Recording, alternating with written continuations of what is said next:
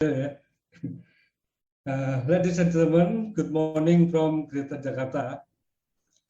First of all, I would say thank you to the Quarternary and Marine Geology Working Group, Geological Society of Malaysia, for inviting me as a speaker in this webinar. Also to Tuan Presiden, and also Tuan Abdullah, of course, and also ladies and gentlemen who take the time to attend this webinar. Also present here, the President of Atlantis Publication, Mr. Felipe Santos. He is the grandson of the late Professor Arisio Santos, who first postulated that Atlantis was in Southeast Asia or Indonesia. Also here, present here, Mr. Frank Joseph Wolf. He is the writer of the book from Mr. Arisio Santos, the Atlantis finally found. Welcome to this webinar. Before going into my presentation, I would like to introduce myself, adding to Pak Abdullah Sulaiman introduction. Another thing that I made this research about Atlantis since 2010. So now already 11 years and still continuing, and still find some findings. And so I have published 5 books on Sundaland and Atlantis based on my research. And I have presented my research in about 30 times in a seminar, webinars, radio talk, TV shows, and others. Well, Atlantis is the most debated topic in history since 3,300 years ago. Atlantis was sought everywhere in the world. More than 5,000 theories about Atlantis were postulated. It was almost forgotten in the last millennium. But the recent development in scientific knowledge support the search again the existence of Atlantis. Today I am going to present my latest research about Atlantis. This research is the most comprehensive research ever made. In contrast to previous research, which generally contain elements of pseudoscience, I conduct my research with pure science. After listening my presentation, you will find that Atlantis was actually located in our region, that is Southeast Asia, Indonesia, Malaysia, and other neighboring countries. And the capital city in my theory was under the today's Java Sea. That's why the marine geology is one of the most important things for the technology if we want to research more about Atlantis at the site, the postulated site. And also, as I presented in my last presentation, that under the sea of Sundaland, there were estimated there are many other ruins of civilizations, not only in the Java Sea, but maybe in Selat Malacca or in South China Sea. Maybe there are ruins of civilization. And marine geology is one most important science, because it has the technology to investigate the site. Okay, let me start my presentation. I beg your pardon if my English is not my native speaking language. Let me share my screen.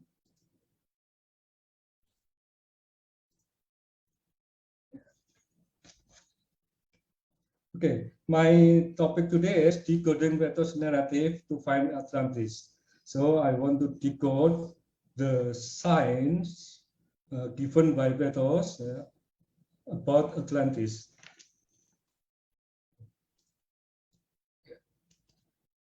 In my previous presentation, there's about Sundaland.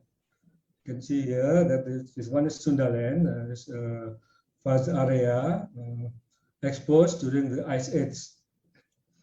We can see here that that Sundaland was inhabited by humans, modern humans like us, since before the Tubal volcanic super eruptions. The oldest proof of the human here is at Lenggong Valley in Perak, about 75 years ago. It is estimated that along the river or at the estuary of the river here, there were civilizations made by humans in this area. Also, it's my previous presentation that the most popular scientific theory, human came from Africa to the Sundaland about 80,000 years ago.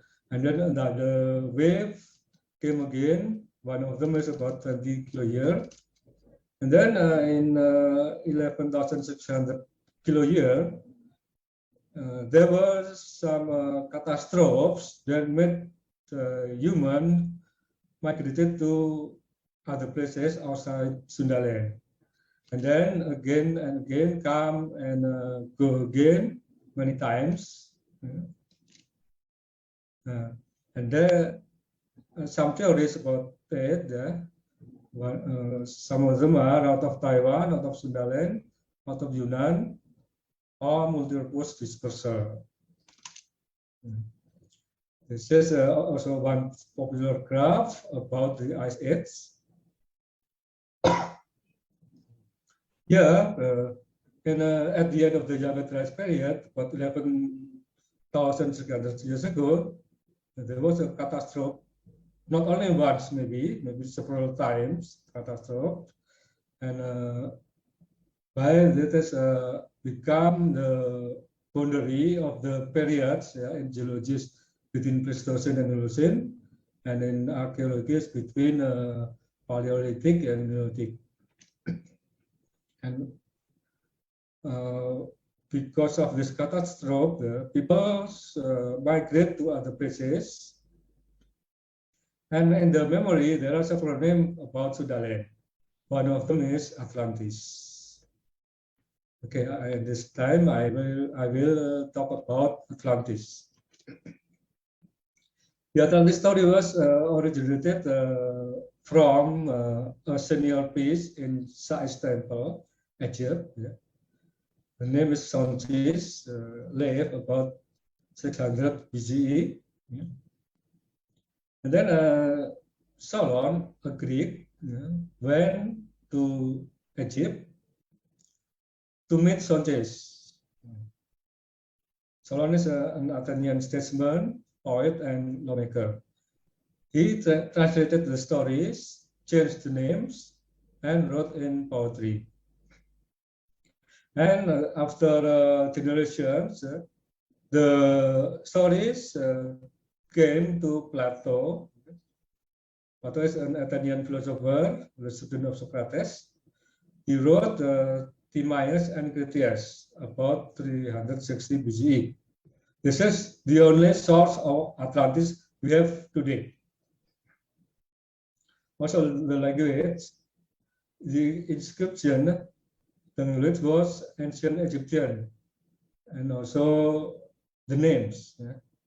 In Sonsis' time, the language is Old Egyptian, also the names, and at some time changed, translated to Old Greek, and also in Plato time. Here's the place, the Sonsis, now called San al-Hajar, and this is the ruin of the temple. Unfortunately, the temple already not there anymore, and including the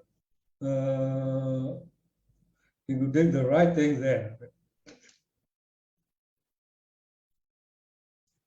Okay, while Sonsis grabbing the story of Atlantis inscribed on the wall of the temple, Solon asks, "Where is the location of Atlantis?" Sonjes, as an Egyptian, has broader knowledge of the geography of the world through the custom to hand down ancient tradition. Recent archaeological findings show that ancient Egyptians before Sonjes had the ability to make long-distance sailings across the oceans to find valuable goods such as gold, incense, benzoin, camphor, cinnamon, ebony, wood, and so on, as in the case of the land of Pul. Solon as a Greek, as Sonjes talked to Solon, there is no old opinion handed down among you, ancient tradition, nor any science which is hoary with age. Has less knowledge of the word geography. What the most Greeks knew at the time of Solon is limited to the regions around the Mediterranean Sea. Only a few people had knowledge beyond those regions.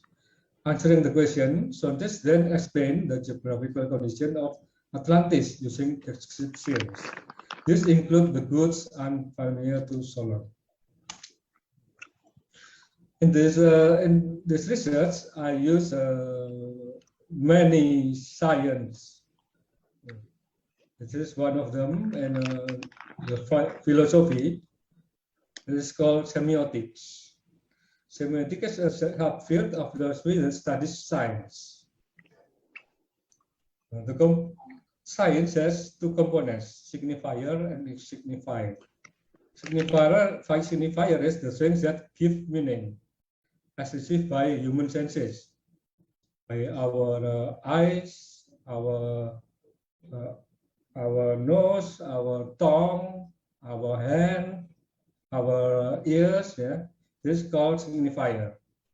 And signified is what is evoked in the mind or mental concept. What is a process by our brain that is signified. That both become the sign, that is anything that conveys meaning. In linguistics, it is called the semantics. It is that studies meaning.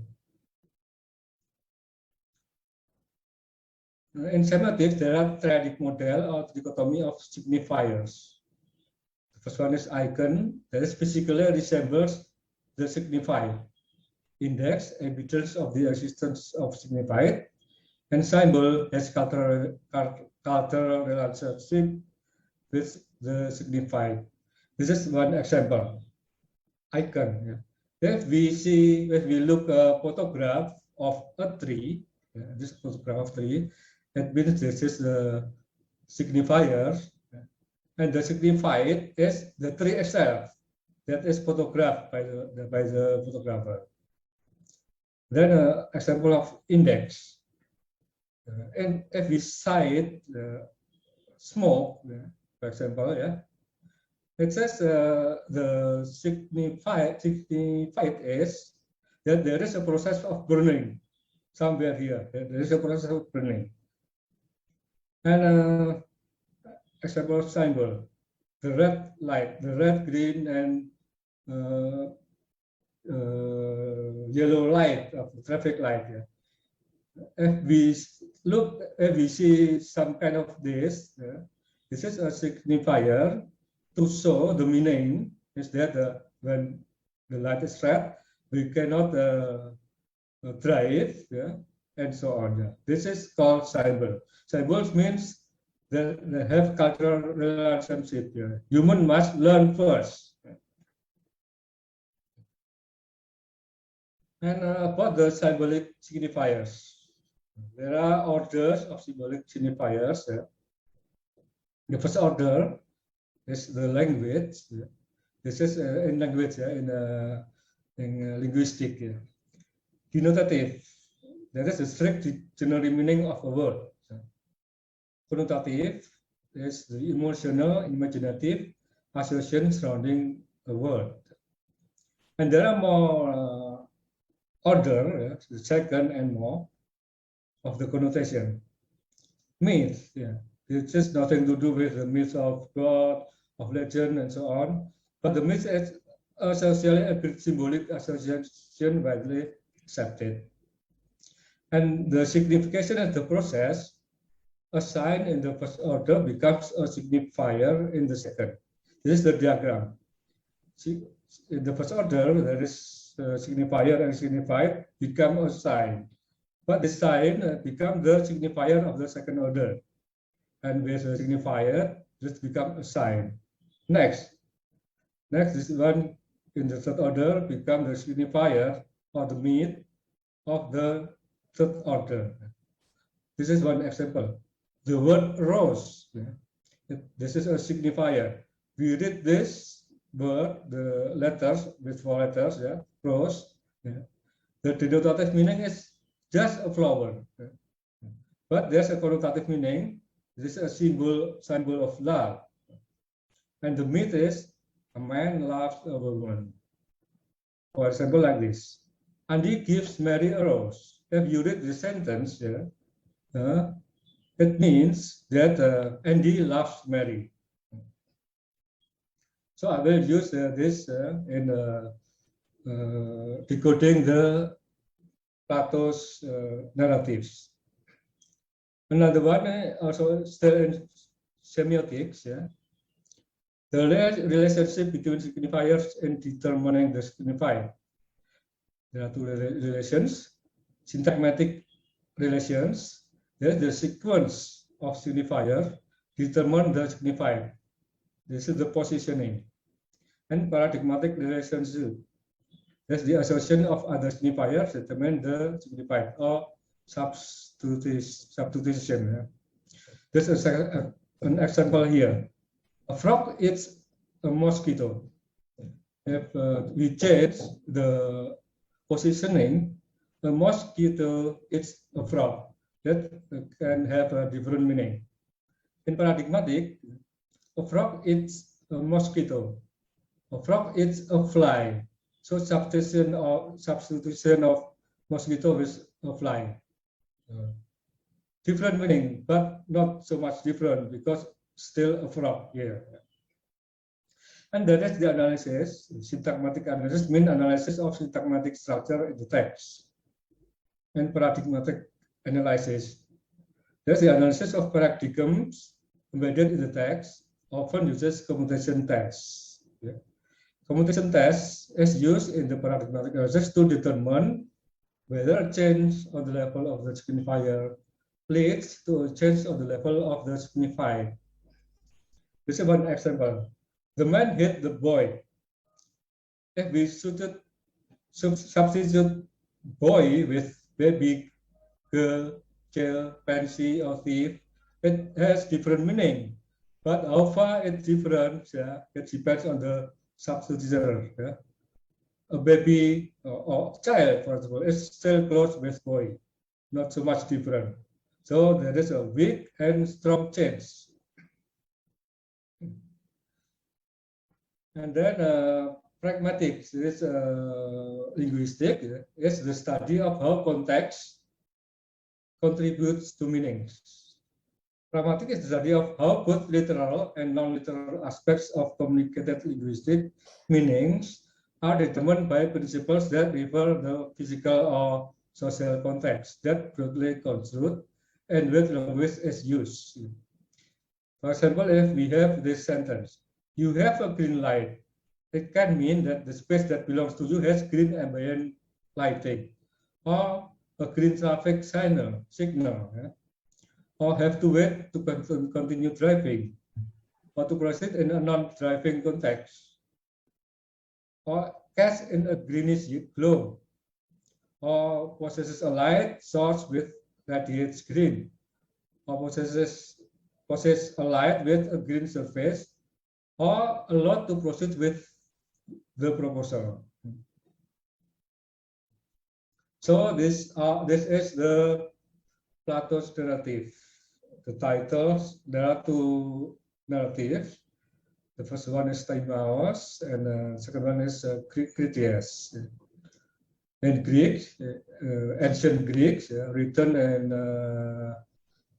in a Greek text, that we must to decode this one using the science. Not so much actually, only about 22 pages. From this text, we can we can have some designation of the Atlantis. First one is Atlantis. We thought the designation is the name of the kingdom or its territorial extent. Atlantis Sea is the sea where the capital island and city are located. Atlantis Sea mouth is the mouth of the Atlantis Sea. Atlantis Island is the island where the capital city is located. And Atlantis City is the capital city of the kingdom. We want to decode the text to find where are these locations. The method is, in archaeology, we call it the pot search model. It means that we find broken pot, yeah, like this, yeah, from an excavation, yeah, the fragments. Yeah. We can develop again the pots, yeah, using this fragment, like this. Of course, it is not a complete set, yeah, and some of them have a blank, yeah, not found. Yeah. Also, in archaeology, if we find blocks of stones that this is the ruins of a temple, and we can rearrange this block. We can assembly this block to build the temple, and we can see how it looks after the building. Or simplest thing is if we play puzzles. We have pieces of puzzles here, and we have to assembly to make a complete puzzle like here. So what we have here, yeah, is the pieces of puzzle. This is the sign, this is the signifier given by Plato, and we want to rebuild this complete puzzle. I made 6 steps to this research. The first one is primary source interpretation, context clues identification. This is like something like collecting pieces of puzzles. Then multidisciplinary approach is something like identifying the pieces, so identifying its pieces. Screening analysis, meaning where to put the key pieces. There are key pieces in the corner, yeah, and the border, and some important pieces. Yeah. Then screening analysis, the total concerns, assembling the rest of the pieces, and strong theory, meaning presenting the assembled puzzles. Now the first one, I use syntagmatic and paradigmatic analysis for Plato's narrative. This is one example. This is in Greek, yeah. The meaning, yeah, using semiosis, yeah. At the first place, then this is a paradigmatic, yeah. We have all, almost the whole, the general condition, the overall of the layout or plan or landscape or topography of the region or place on the side of the ocean or sea was said to be very severely toward, lofty, elevated, sublime, and sea precipitous. There are several meanings in ancient Greek language. So we must use syntagmatic and paradigmatic analysis. This means, yeah, that the side of the ocean of the Sundaland is very elevated, and sheer. Yeah. This is the mountain range, and the mountains and the volcanoes along the Sumatra, Java, and Bali, approximately. Then the next is the context clue identification. What is context clues? Context clues are hints found within a sentence, paragraph, or passage that a reader can use to understand the meaning of new or unfamiliar words. Solon of Plato writes many context clues in his narrative because Plato's quotes from Solon's work, which are interpretation of the description of the Egyptian priest Sonsis. The objects depicted were unfamiliar to the common ancient Greeks, and the names in the story were changed to make it easier for the ancient Greeks to understand. Below are a few examples of the descriptive contact clues. Fruit having a hard ring, affording drinks and meats and ointments. From some analysis, that means this is coconuts. There was a land product which admits of cultivation, food the dry sort, which is given us for nourishment, and any other, which we use for staple food. We call them all by the common name of the name Greek, afto. Yeah. This is rice or maize as staple foods. From paradigmatic analysis, afto means grains. The grain with used as staple foods are only rice and maize, or corn. Orichalcum is now only a name, was dug out of the earth in many parts of the land, being more precious industry than anything except gold. The third wall flashed with the red light of orichalcum. This is zircon. Zircon products are really valuable second to gold. It is popular as a diamond stimulant. Zircon has many colors, including the red colors mentioned by Plato. That's why Plato described it with the words flash and light in particular. No non-metal shines and flash with red color, unlike fire. Thus, orichalcum is not a metal. So there is something like stone. And these are the naming contact clues. God Poseidon. There is a changed name because Solon has changed the name of the god. The god Poseidon is sea or water god, law founder, driving sea creatures, supreme god in earlier time. Also Heracles. Heracles is the son of a supreme god, the son of Poseidon. The son of Zeus. After his birth, has insatiable appetites and being very rude, brutal, and violent. Okay. The next one is multidisciplinary approach or identifying the pitches. This is a simple diagram I use. From Plato's text and contact clues, this is the signifiers. Using the syntagmatic analysis and significations, paradigmatic analysis, including the computation test and pragmatic analysis, this requires inputs, so many inputs, references of physical or social context. That is called the myth by Babs. So several science have to be used: anthropology, archaeology, history, linguistics, biology, genetics, and so on. So I must learn this first,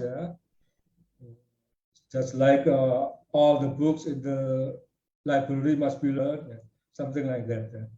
And from this, with analysis, we can find the meaning of the signifiers. In a puzzle game, it is identifying the properties of single piece of puzzle, just the single piece. So every single piece you must investigate to identify, or I call it the second order signifier. It is including the colors and the properties, the visible objects here, the card shape and size, logs, also what piece of identity are expected for the adjacent pieces. This is the definition. The identity is a set of inherent properties of a signifier. So identity contains properties. And the key pieces is the pieces supposedly placed on the corners, on the edges, or the ones having contiguous relations. One by one, we'll discuss. This is the key signifier. There's the key pieces can be put on the corner or on the borders and so on. Yeah. The first one is the changing name from the original story. This is the text. Yeah. Yet before proceeding further in the narrative, I ought to warn you that you must not surprise if you should perhaps hear Hellenic names given to foreigners. I will tell you the reason of this. Solon, who was intending to use the story for this poem, inquired into the meaning of the names and found that the early Egyptians, in writing them down, had translated them into their own language and recovered the meaning of the several names, and when copying them out again, translated them into our language. The present method, the ancient and shortest time Egyptian language. The second order signified, the meaning is that the names in the story was changed from ancient Egyptian to shortest time Egyptian. Solon changed again in Greek, including place names, and the names Atlantis are also changed names. So the real name is not Atlantis. We don't know what is the real name. The second one is the time frame.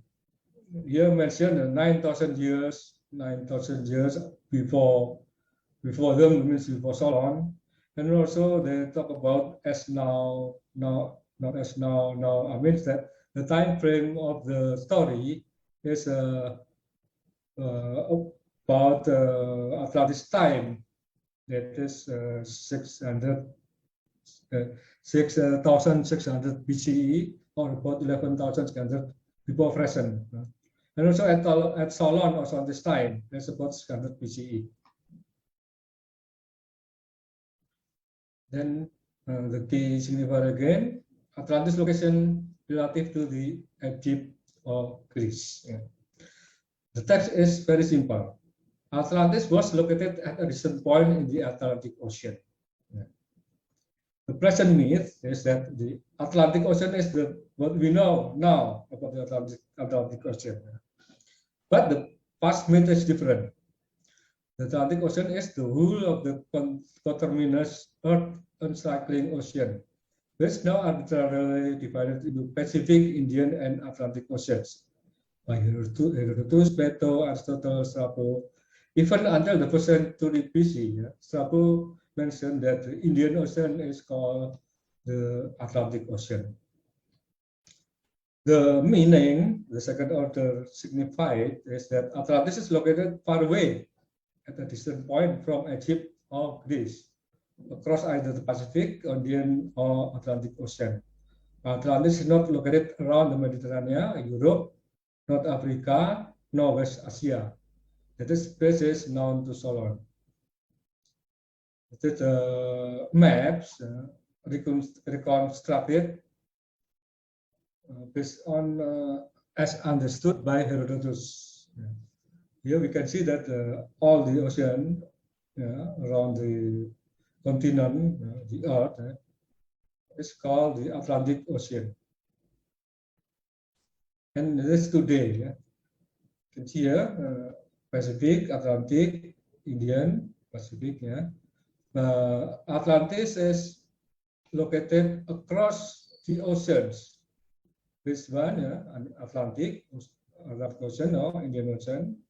The Greek and the Egypt call them the Atlantic Ocean. I don't think that they already have knowledge about the Pacific Ocean. Then another key signifier, the climate, vegetation, flora and fauna, and suitability identity. High rainfall, abundant water, sun passing above, warm climate, abundant river flow, ocean climate, fertile land, abundant in wood, advanced farming and animal husbandry, the best soil in the world, abundance of plants and wood for carpentry and animal husbandry, diverse flora and fauna.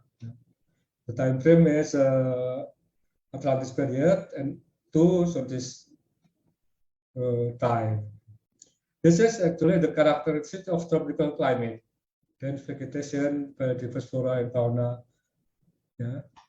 HCA 11,600 until today. The meaning is that Atlantis is located at a region having the above characteristics. There are three possibilities: Southeast Asia, Central Africa, or Central America. Here, this is the world vegetation at 11,600 before present. Yeah. You can see here the tropical region in this area, and the green one is what is described by Plato. This is a key signifier, very strong signifier about the geographical identity of the territory. Actually, this is not only one signifier, but a set of signifiers that combine into one signifier. The whole country is a long or vast promontory extending far into the sea, away from the rest of the continent. The surrounding basin of the sea or ocean is everywhere deep in the neighborhood of the shore. The region at Atlantis period is larger than Libya and Asia Minor combined at this also time. The way to other islands from Egypt and from these islands may pass the opposite continent, which encompasses the true ocean. Its territory has a sea and seamouth surrounded by a boundless continent, very lofty and precipitous on the side of the ocean. Yeah. I think that the Atlantis story is in the Sundaland. I will explain in the next slide. Yeah. The whole country is a long or vast, I think the vast promontory extending far into the sea, away from the rest of the continent. And you can see this world map. Yeah. This is at 11,600 pp. The one with this description is only one place. This is the Sundaland here. It's a promontory from the main Asian continent. The surrounding basin of the sea ocean is very deep in the neighborhood of the shore. Yeah. You can see that the Indian Ocean is very deep. The region is larger than Libya and Asia Minor. If we compare the area, the regional area of Libya and Asia combined, yes, Sundaland is larger than these two combined. And this is the map of Sundaland, 11,600 years ago, something like that. This one is a vast promontory. This one. The surrounding deep basin of the ocean is the Indian Ocean. The area is greater than Libya and Asia Minor. If we look from the Egypt, Sundaland, or the territory of Atlantis, is the way to other islands, meaning these islands, Sulawesi, Maluku, Mindanao, Luzon, Nusa Tenggara, and from these islands can pass to the opposite continent and encompasses the true ocean. That is very clearly the South continents. Atlantis has a sea, which has a seamouth. We can see this map. There's only one seamouth here. This one is not seamouth here. This is still a gulf, and this is a lake. If we compare to the Central America here, it is very similar, but this one is not a vast promontory, and the South America is not another continent. And if we see from Egypt, the other islands comes first than this area. So it is not likely the Atlantis location. Next is the seamouth. And there was an island state, the seamouth, beyond, inside or within the seamouth, which are by the Greeks, called the Stilis of Heracles. The war was said to have taken place between those who dwelt outside the Stilis of Heracles, or the sea mouth, and all who dwelt within them. The past and present myth, Stele,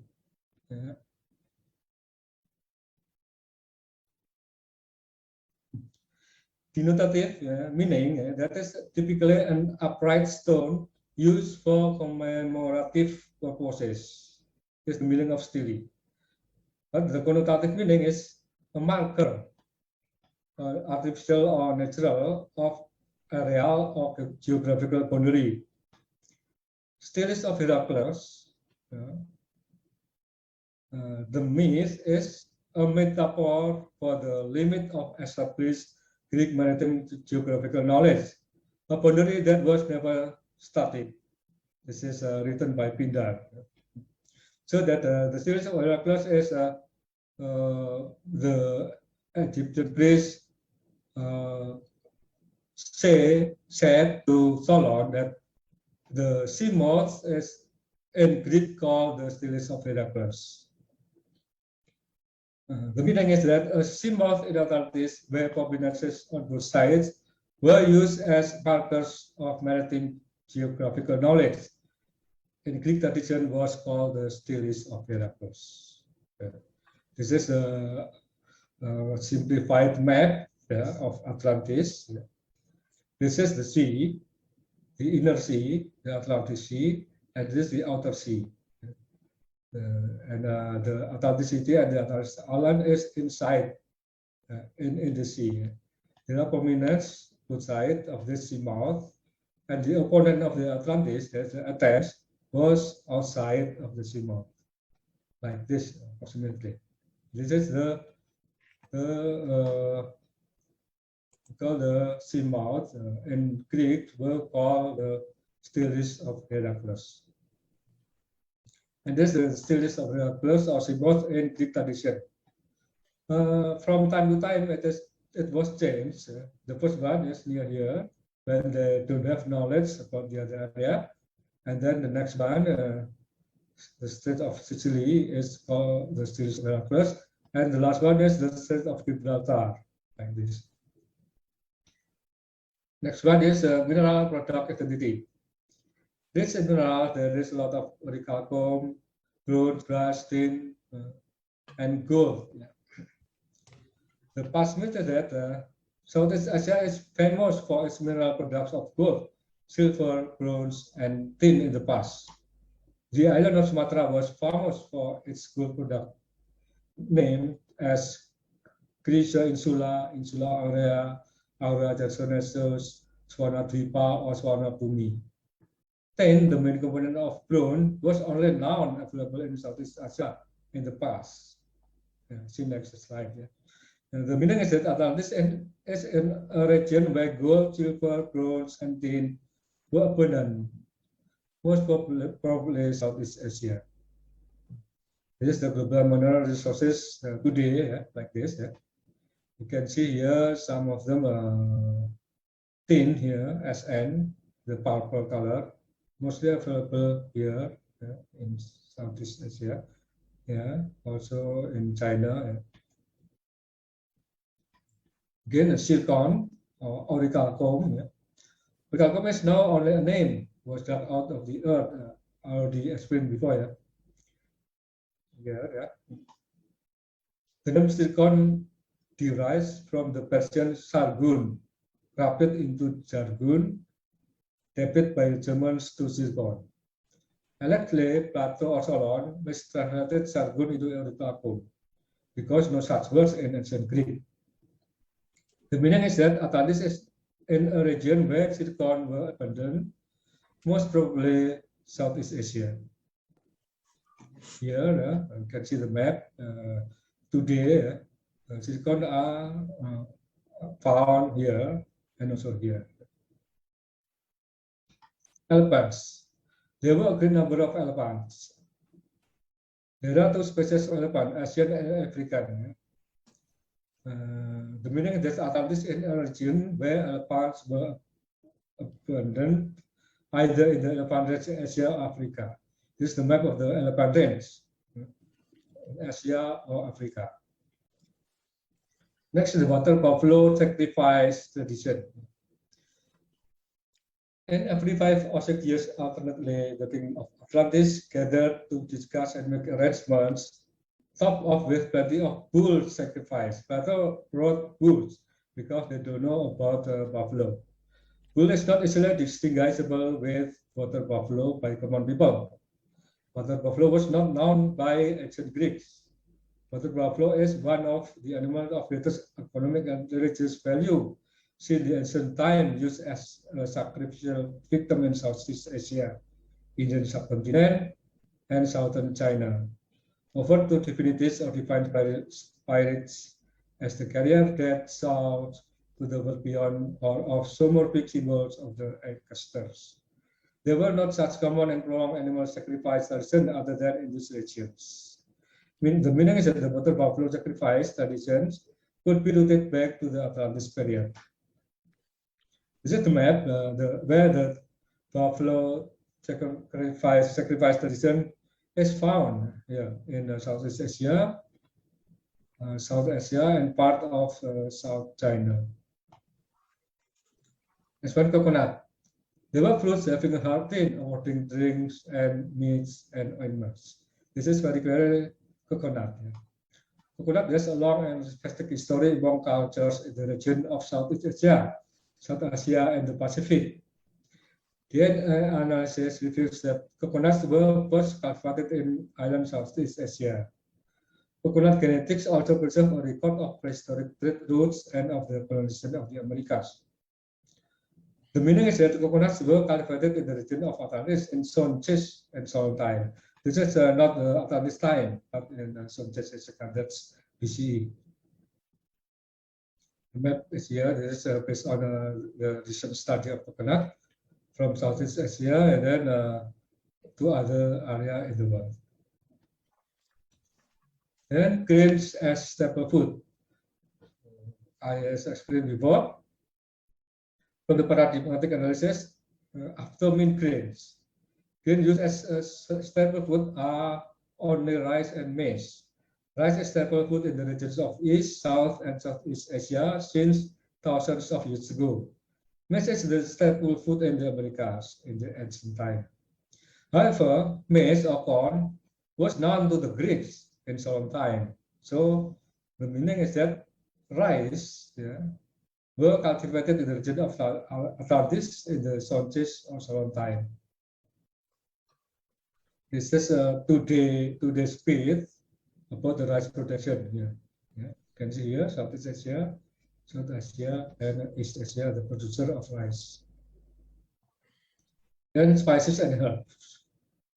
Also, whatever is scented, fragrant, strains, they're now in the earth, whether tubers, roots, or herbs, or roots, or essence, oil, which distill from fruits and flower, grew and thrives in that land. This is in Solomon time. The Solomon time, Southeast Asia is known throughout the world as spice producer from the ancient time. Today, half the world spices and herbs originated from Southeast Asia. The meaning is that spices and herbs were the products of the region of Atlantis in Sonches or Solomon time.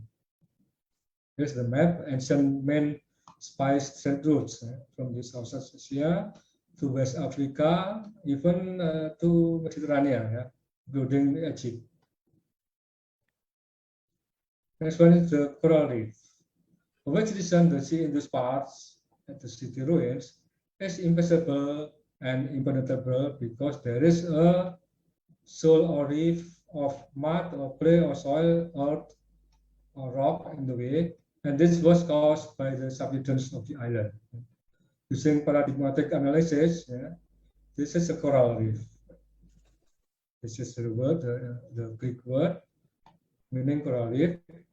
Subsidence of the island, meaning the island was sunken due to post-glacial seawater rise. Coral reef was not known in Greece in Solomon time. Coral reef grows best in warm, shallow, clear, sunny, and agitated waters, and on hard underwater surfaces. The meaning is that the ruins of the city of Atlantis was sunken by post-glacial seawater rise and covered by a coral reef in Sonches Solomon time. This is the map I made from my database about the location of the coral reefs at depth up to 60 meters. There are so many here. Okay. Next is the screening analysis, or where to put the key pieces. Consilience.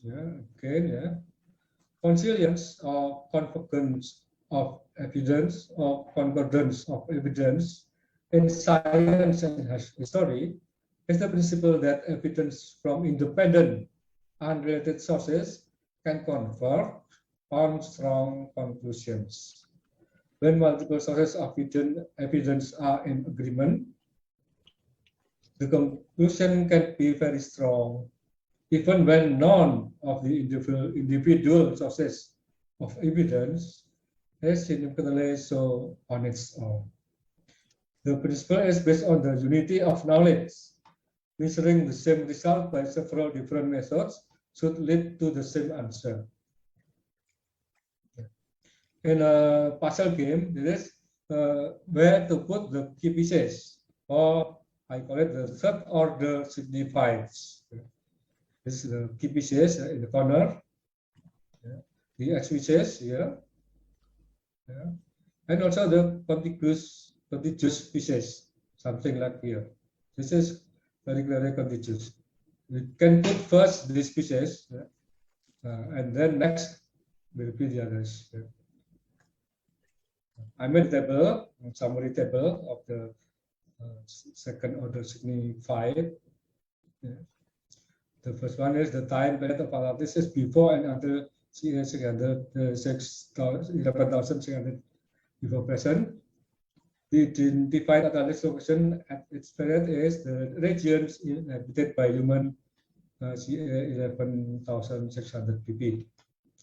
Atlantis is far away from Egypt, Greece, across an ocean, except the area around the Mediterranean, Europe, North Africa, Northwest Asia, places known to Solon.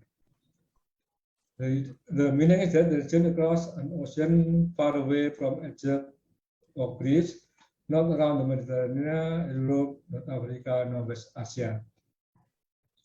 Atlantis is located at a region having tropical climate and vegetation, very diverse flora and fauna, suitable for agriculture and animal. As I explained before, this is very strong signified that the only possibilities are Southeast Asia, Central Africa, and Central America. And also the strongest one is that Atlantis territory is the Sundaland region at 11,600 BP. This is very strong. Atlantis is in a region where gold, silver, bronze, tin, and silicon were abundant. Most probably Southeast Asia.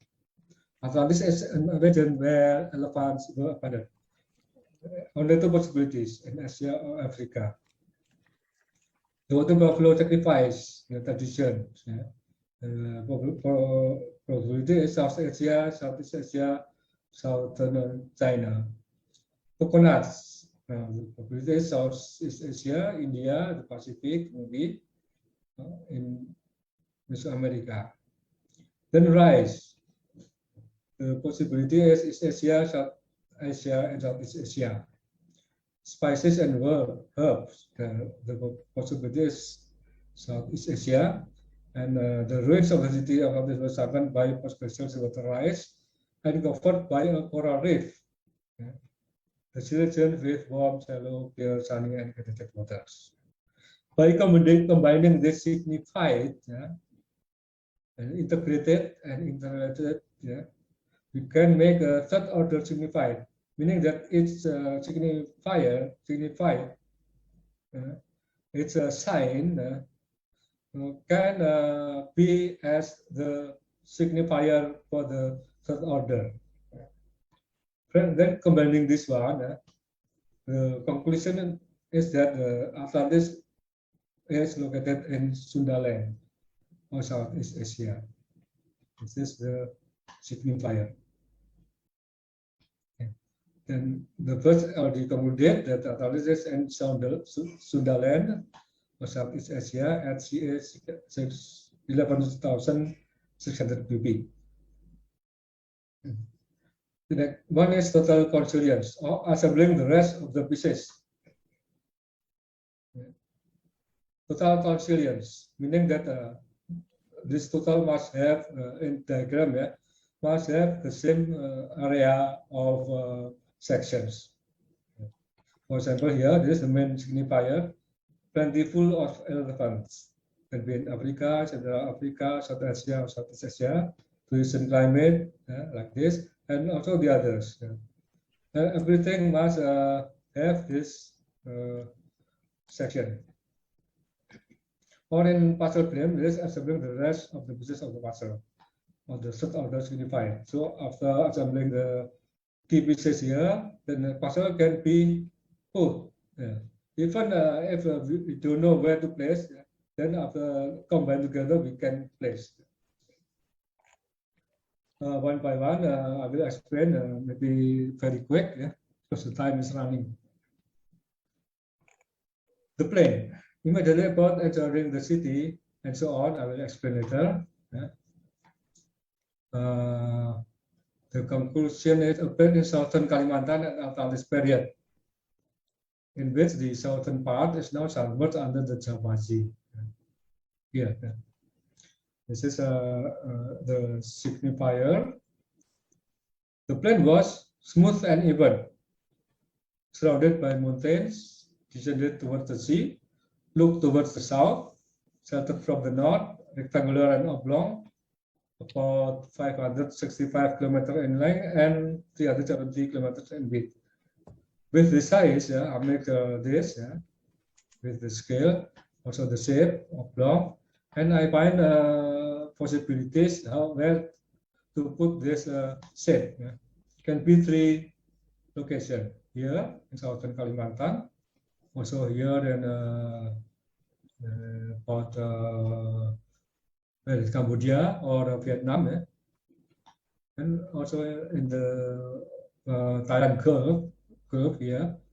But based on this description, this is the best possibilities here, because it has seamount, northern part with the shape is protected. Then there is a sea at the southern. Here the shape, the plane shape is not like this. Also here, this is not a sea but a lake. So this is the best. Here is the plane in southern Kalimantan, and this is the seamount. This is the size, like this. Look toward the south, this is toward the sea, surrounded by mountains on the north. With the plain level, smooth and even. And Sundaland is the territory of Atlantis. The canal system in the plain. There are 3 canal systems: the perimeter pits, the inland canals, the traverse passage, and the irrigation streams. With very detailed descriptions, including the size and dimensions. The canal system is in the plain of Atlantis is partly the present canal system in southern Kalimantan, that called the Anjir system, and the other part is supposed now under the sea. Something like this. This is the canal system in the plain. This is a unique canal system. You can see the detail here. This is in southern Kalimantan. The inland canal here is this one, almost parallel, with average distance of about 20 kilometers. This is almost precise with the configuration given by Plato. And then the transverse passage here, this one, so many, and the irrigation stream inside. I can analyze with my knowledge, because I'm a hydraulic engineer. I can make a calculation for this. Energy principle in hydraulics: the same energy gradient means the same slope. means that in the Atlantis period and today, yeah, same slope means same velocity. Conveying capacity means area time is the area time velocity. Same conveying capacity means same area, and area is width times depth. Okay. I will compare the two from Atlantis period and present day. Here is the river described by Plato with the size like this. Yeah. During the 11,600 years, there are floods and also normal flow. The normal flow gives sediment at the bottom. But when the flood comes, then will make erosion on the side of the river, and today now become like this. But because the has the same topography, the energy must be the same. Yeah, it means that the area, the flow area must be the same. Here I calculate that the Atlantis time is 5,560 square meter, and today is 5,600 square meter, almost the same. The next one is the Atlantis and Atlantis sea mouth. The plane was directed to the sea, look toward the south, to the north, and so on. Yeah. I already explained. Yeah. The meaning is that the Atlantis Sea is a sea which had a sea mouth in Sundaland at Atlantis period. That is now the Java Sea. Here is the Atlantic Sea, yeah, south of the plain, surrounded by boundless continent. That is Sundaland. That also the Atlantis Sea mouth. And one is the Atlantis Island, and there was an island situated beyond or inside or within the sea mouth, and so on. The Atlantis Island is most probably an island in the Atlantic Sea in Sundaland at Atlantis period. It is now under the Java Sea. Here is explanation. The Atlantis Island was in the Atlantic Sea, yeah, situated within the sea mouth, yeah, yeah, near the plain. It means around here. Next is the Atlantis city. Immediately about and surrounding the city in the Atlantis Island was level plain, and all the canal met at the city entered into the sea. As I explained before, the island city was in a sea surrounded by a continent. So Atlantis city is a city in the Atlantis area, island. In the Atlantic Sea, in front of the Atlantic Sea mouth in Sundaland at Atlantis period, which is now under the Java Sea. This is approximate, most probably the Atlantic City, Java Sea. This is a long description, very detailed description given by Plato,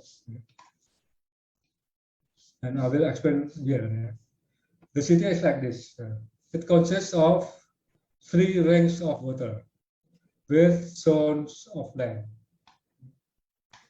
that can be reached from the sea through a passage here. The sea and the zones were protected by walls. Yeah. The outer one is covered by bronze, next one by tin, next one, the inner one is by orichalcum. In the center is a royal palace, and not so far from the center, there is a small hill where the Poseidon temple is located. There is an underpass for ship of natural rock here, and also the ring of water is used as harbors for ships. There are host districts here, and hot and cold springs, and houses for state officials. The total diameter is about 5 kilometers. This is the same description. Next, the ruins of Atlantis city. For which reason the sea, this part, the city ruins, is impassable and impenetrable because there is a coral reef in this, and this was caused by the sea level rise. There exists a coral reef at the expected place named Gosong Gia or any Florence Reef in the Java Sea. The top of the reef is about 10 meters below the average level, and the surrounding seabed is about 55 meters below the average level. The city structures are still apparent from the patterns of the reefs. The depth of the sea here exactly coincides the land level at this period. The ruins of Atlantis is covered by a coral reef named Gosong Gia or Anipurani. This is the recent mapping of the coral reef. Yeah. Rather detailed here. Then I compare the dimension with the one as described by Plato. It fits, really fits here. The center here, and also from the center, there is here now covered by coral reef. It's supposed to be the Poseidon temple, and here you can see a circle reef, coral reef. This is supposed to be the Orichalcum wall, and the depth here, 55 meters, is exactly what is the depth of the sea, the depth of the water to submerge the city. The geology of Atlantis city. Plato mentioned that the stone that was used in the work was white, black, and red. Also, very strong, can be used as a roof for double docks. They have fountains, cold and hot. Then I made a study in the nearest island there. The name is Bawean Island, off in the Java Sea. I've been there also. There's the same environment, geological formation and tectonic processes, closely situated. Bawean and Atlantis islands are put on Bawean Arc in geological term. There are several hot and cold springs in the Bawean Island. The stones found on Bawean Island are the acidic white, alkaline black gray, and ferro-oxide red rocks. The igneous rock is strong enough as roof of the hollowed-out double docks. The Bawean Island and the Atlantis Island has similar geological features.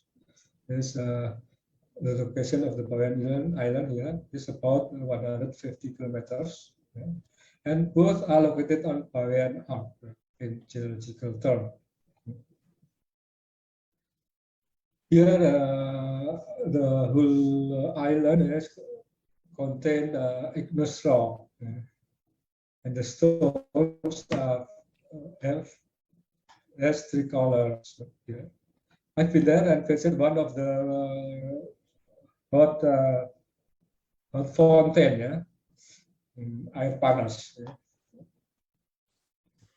Next, the sea god. The kingdom of Atlantis was founded by a god named Poseidon.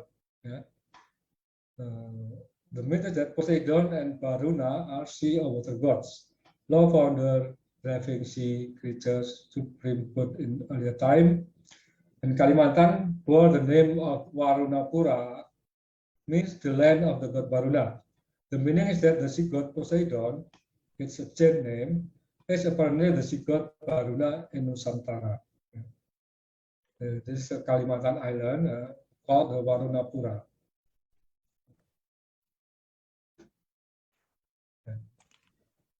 From Varuna, then says to Barune, and then Brunei, now still there, the kingdom. And then the European call it Borneo or Borneo, and the Chinese call Borneo, and the Western call Borneo.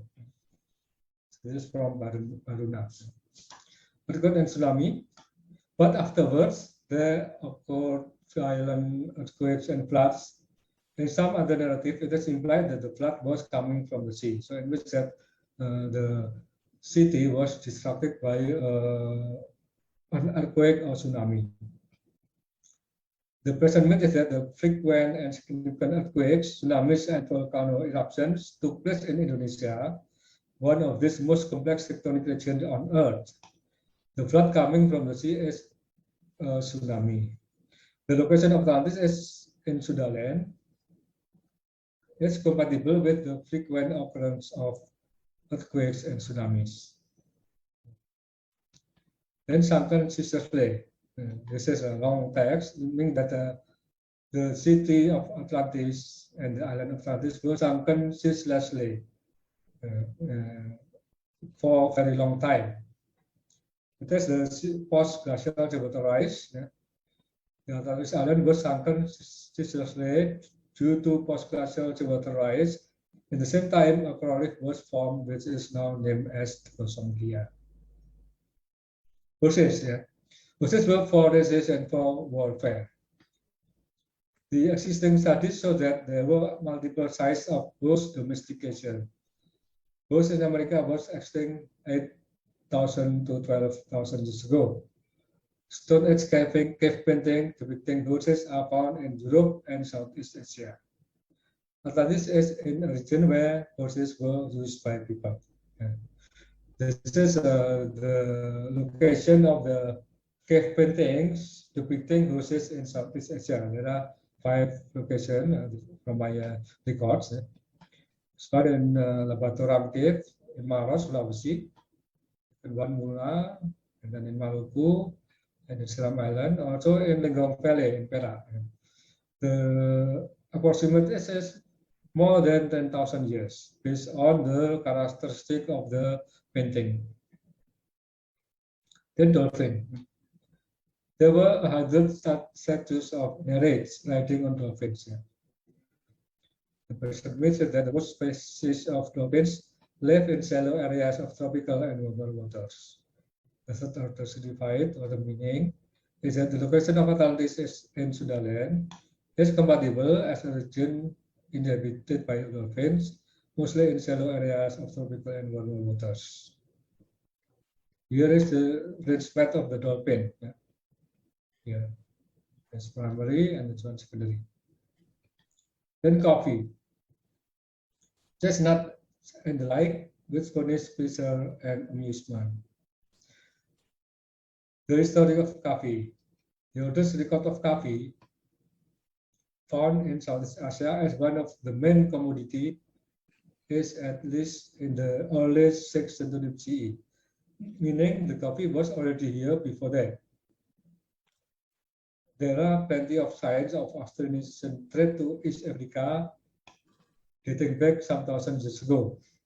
The meaning is that coffee was the product of Sundaland in Sonches or Sontine.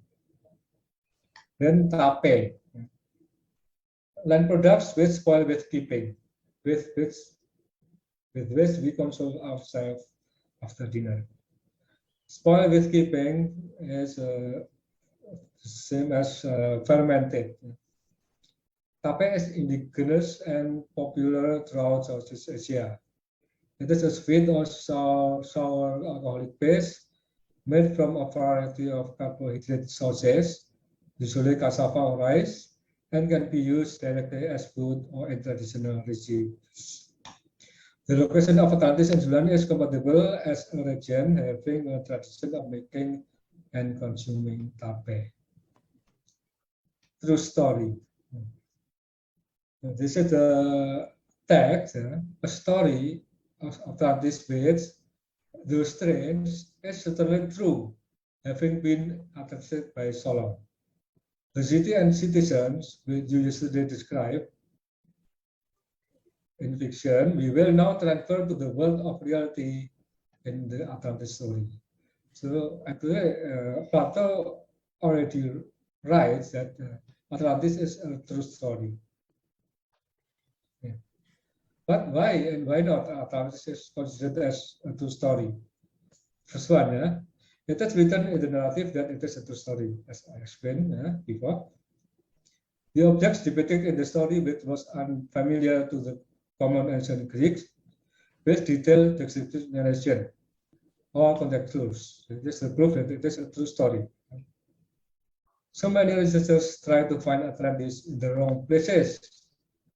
They considered it as a fictional story. Lack of understanding of primary sources makes the search in the wrong place. Likewise, because the research was not carried out comprehensively. Previous research used a lot of pseudoscience, so that make Atlantis considered a fictional study. There are studies distortion and additions in fictional stories written by others, like in novels, movies, and so on, as well as by occult and spiritual sects, and many other signifiers. There are still so many, but I cannot explain here because of the time. And the last one, the conclusion one, is the strong theory. So I made a theory to find out where are these 5 places. The first one already explained before. The second one is the Atlantis Sea. It's in the Java Sea, CA 11,600 pp. The Atlantis Seamoth is a seamoth existed between the Madura and Kalimantan Islands at CA 11,600 pp. Then Atlantis Island is an island in the Java Sea at CA 11,600 pp. It is now under the sea. And the Atlantis City is the capital city of Atlantis at CA 1100, 6,000 pp. The ruins are now under the sea and covered with a cliff named Gosong Gia. So this is my conclusion about my research. Finally, I say once again, terima kasih, thank you. And I return the time to the moderator, Pak Abdullah Sulaiman. Thank you. Thank you very much, Pak Dhani. Very interesting and informative presentation or sharings by Pak Dhani. So, so final say, as Pak Dhani mentioned just now, Pak Dhani come up with the theory, and we hope that the theory proposed by Pak Dhani is one of the challenge for the scientists, especially us, geologists, marine geologists, try to carry out the research, to get the the what we call that scientific evidence where the Atlantis was sunken. So thank you very much for the excellent sharing by Pak Dhani. So anyway, I would like to thanks to our participant, actually, not only from Malaysia, from Indonesia, and from all over the world, actually. So thank you very much for joining us this morning. So now I have 25 minutes for Q&A. Actually, I will wrap up and close the session by 11:30. So before that, I would like to check if there is any questions from the chat box. So all the participants can post your question in the chat box, or you can ask direct. But please introduce yourself and where are you from. Your name and where are you from before you ask the question. So okay, anyway, I will read the question from the chat first.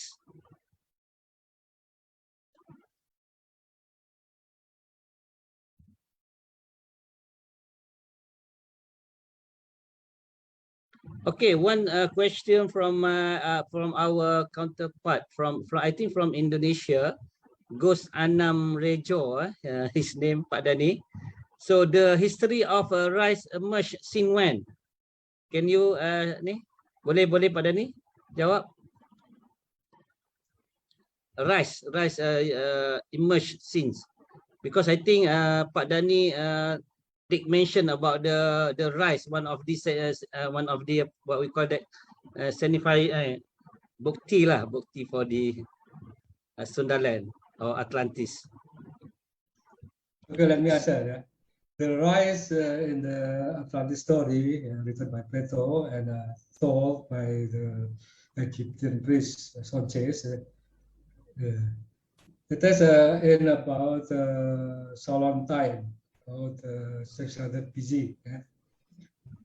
He tell about the region of Atlantis. There is rice. Yeah? The story of rice is still debatable until now. Yeah? There's so many theories. Yeah? And there are several theories. Yeah? Can be in China, Southeast Asia, or South Asia, India, yeah. So still debatable and still many theories. Actually, we still cannot conclude where the rice came from. Yeah? And oldest one until now, yeah, is from China, about 12,000 years ago. Yeah? But it should be also in Sundaland or maybe in India also. Yeah. Yeah. I think that's my answer. Thank you. Thank you, Pak Dhani. Actually, according to Mr. Gus Anam, actually he want to know since when it has been on Earth actually for the rice. So since when? Yes. Yeah, I said that before. Yeah, it is about 12,000 years ago. There's the oldest one. Yeah, that have been found in southern China. Yeah. This is what we know now. Yeah. Yeah. Okay, thank you, Pak Dhani. Okay, our next question is from Freddy Anak Hewat. So, what are the strongest physical evidence for the existence of the Atlantis? So maybe Pak Dhani can share your thoughts, please. Thank you, yeah, Freddy. Yeah. The strongest. There are actually many physical evidence. As I said before, is the Sundaland itself. Yeah, this is very strong. The description is very accurate. Yeah, and next one is the coral reef in the Java Sea. This is also physical evidence. Then another one is the channel system in southern Kalimantan. The air system, yeah, that one also physical evidence. Okay, that's my answer. Thank you. So far there is no physical evidence actually, Pak Dhani. Yeah, physical means artifacts, yeah. Yeah, artifact. Yeah, artifact. The coral reef can be called as artifact also, and the channel, the channel in southern Kalimantan also can be called artifact. Yeah, but need another detailed investigation, of course. Yeah, but we can already call it artifact. Yeah, thank you, Pak Dhani. Okay, now from my friend, Mr. Nash Arifin. Actually, his comment. Excellent analysis, Pak Dhani. Thank you. So, okay, next the question from him. Where did the name Sundaland come from? As it seems to be a Western or Dutch or colonial era designations. Is there a more local name for these sunken continents or for Atlantis? Terima kasih from Nusantara Academy. Please, Pak Dhani. Thank you. Thank you, Mr. Nas. Thank you. The question, very good question. Yeah. Sundaland. Yeah. Actually, this is in my previous presentation. I already explained. Of course, the name is from the Western name, given to this land because the office was in Bandung. Yeah, then they call the land Sundaland. Sundaland is the Western Java. Yeah. Bandung is a city in the Western Java. Yeah. And then also about Atlantis, yeah. What is the real name? That I need to research what is the real name of Atlantis. Yeah. But I have some result already. Yeah. The result is the name could be Nusa Sura. Yeah. Nusa Sura, yeah, in Egypt is Nisr. Yeah. And the meaning of Nusa Sura is the island of the Asuras. Yeah. This is my research. I don't know, but I still try to find out another data to find out what is the real name of Atlantis. Is that my? Thank you, Pak Dhani. Okay, I would like to invite my friend, Dr. Suja, actually from Australia. Thank you, Dr. Suja, for joining us. Thank you very much. Thanks, Please, Dr. Suja. Okay, it's in the afternoon now in Melbourne.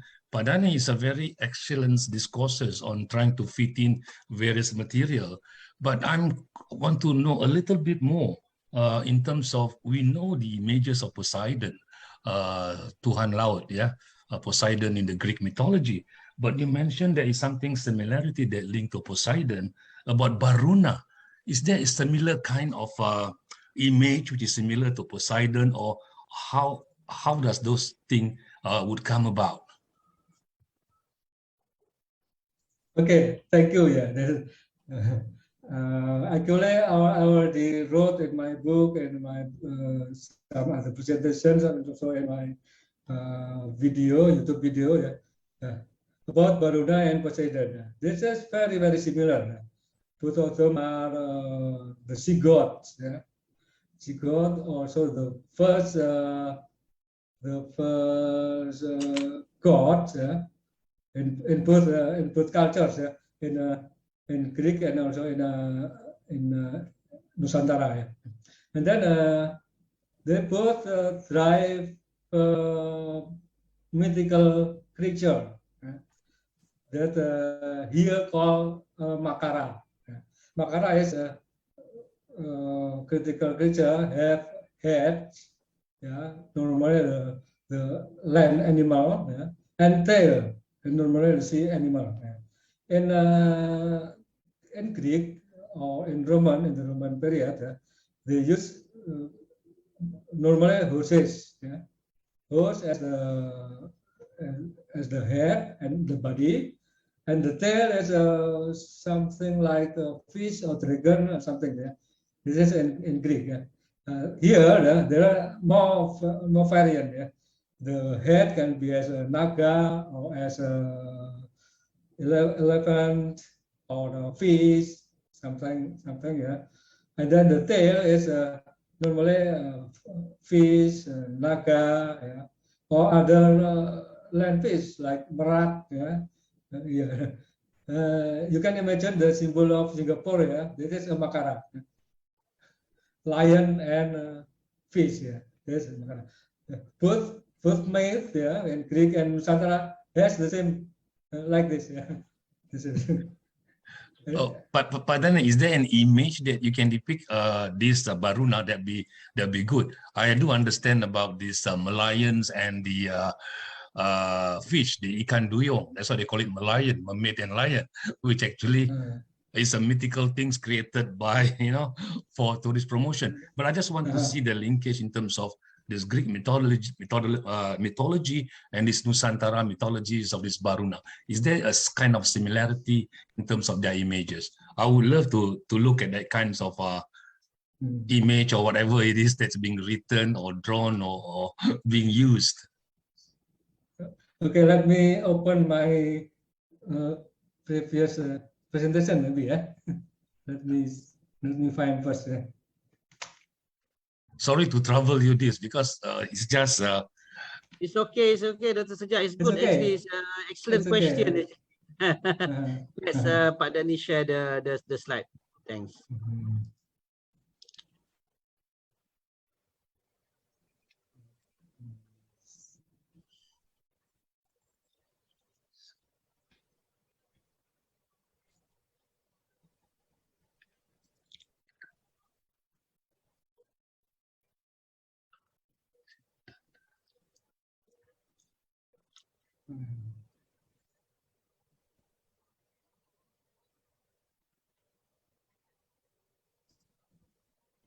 Can you, Pak Dhani, can you share your slide or you're in trouble?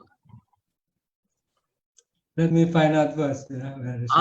It's okay. It's not urgent, Pak Dhani. You can send it to Pak La. Not to worry, because he just excite me and just want to see the resemblance whatsoever. Because lately I've been reading a lot on the Nusantara. There's a lot of new things, new knowledge which I acquire. Okay. Not to worry. You can proceed with other things. Okay. You can watch in my channel. Yeah, sure. I will do that. Almost my video. I think so. Maybe later Pak Dhani can share in our group, Dr. Sujak. In our sure. No worries. Yes. No worries. I think later Pak Dhani will share in our Nusantara group. Okay. Before that, I want to read ada one or two question from the chat, Pak Dhani. So actually, from Doni Surya, actually this from the Indonesia, I thought. Okay, the question is, do the historian or the archaeology scientist in Malay still not believe sites and still wait the artifact evidence? Then his comment also, how if there is no artifact evidence, Atlantis will just become just fairy tale or still object to seriously study in Malaysia? Then you grading from Museum Wayang Kekayung, Yogyakarta. So I think this question is for you. Oh, actually for me. Okay, later I will answer. I will share the answer with the Mr. Doni. Later. Okay. Another question from Dr. Zuha, my friend also. Any cave painting reflect the Atlantis found anywhere in Asia?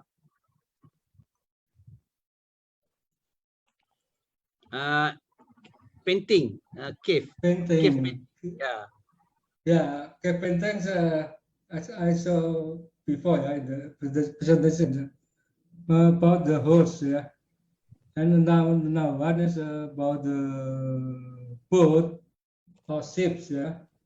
It means that already this area, the Southeast Asia, have the civilization or the technology of making boats or sailing. And then also other animals already domesticated as depicted in the paintings. I think that is the answer of the question. Okay. Thank you, Pak Dhani. Okay, next from Nash also. Thank you for your answer, Pak Dhani. Nusa Sura or Asura is interesting to research further. Any comment? Nusa Sura ataupun Nash nak share, please. Nash boleh tanya terus, Nash. Unmute your Nash, please. Nash masih ada ke? Ada, ya. Okay, sila Nash. Sila. Okay, in my own little bits of research around the Nusantara, around our Southeast Asia region, including, of course, in Indonesia, I had come across in at least 2 or 3 verbal sources that the name of the sunken continent of Sundaland in local language is Benua Mu. Very simple. Benua is, of course, continent or large piece of land, and the actual name is Mu. Very simple, M-U, Mu. And I'm not alone, of course. I didn't create this, and there are already 1 or 2 books that I had read, in which one of them, in fact, the name of the book is the Lost Continent of Mu. Again, I forgot the name of the author. It was many, many years ago. Although that author, reading his book, placed Atlantis in the middle of the Pacific Ocean. So I think that appears to be completely wrong.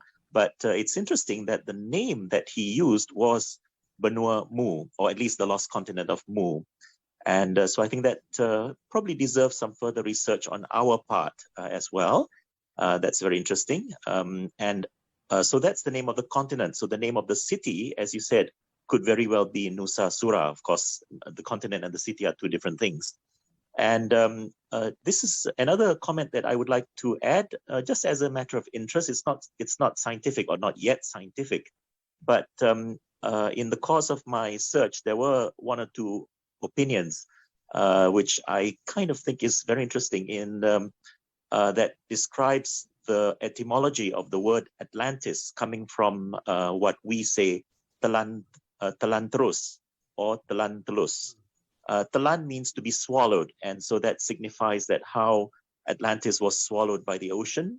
And terus, of course, means direct, or telus means to be very transparent. It was very transparently swallowed by the ocean. So I say this is not scientific, it's just local folklore.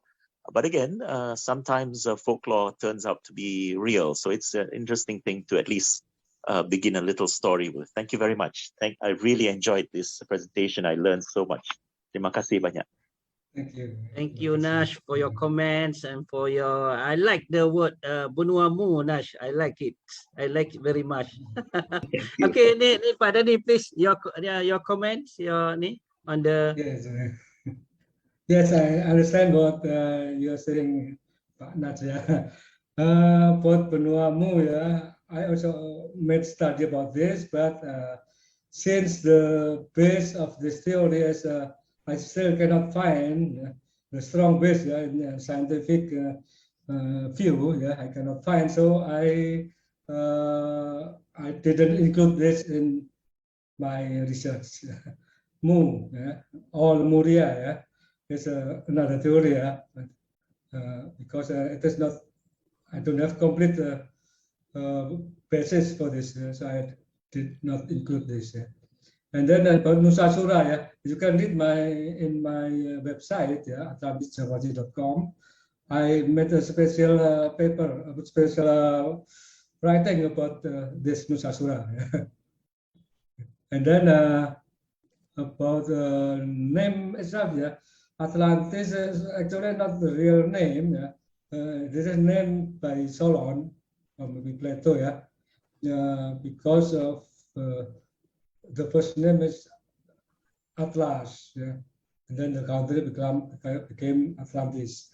The name Atlas itself is a changed name from the original name that we do not know. In the Nusa Sura theory, my assumption is that Atlas is the Asuras. The Asuras in Hindu. Is a people that have strong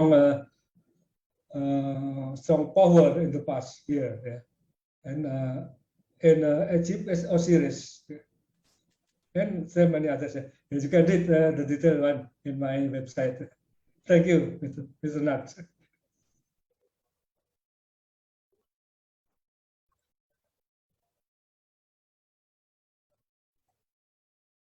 Mute, Thank you, Pak Dhani, for your answer. Okay, last question from Dr. Zuha.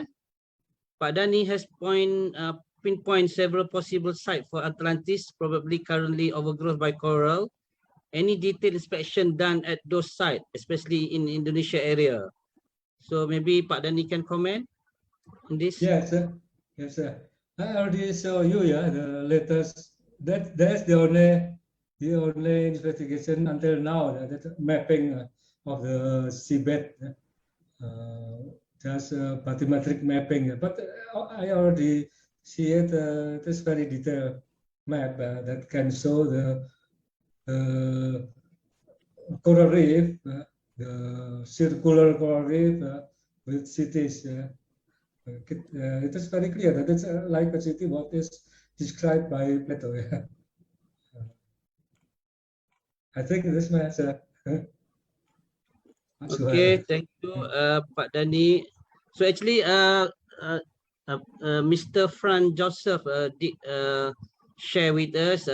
Actually, Colonel James Woodward wrote The Lost Continent of Mu, the one that mentioned by Nash just now. So, so okay, now I open to anybody. If there is any question, you can ask direct to Pak Dhani. Or yes, raise your hand, or you can unmute yourself, please.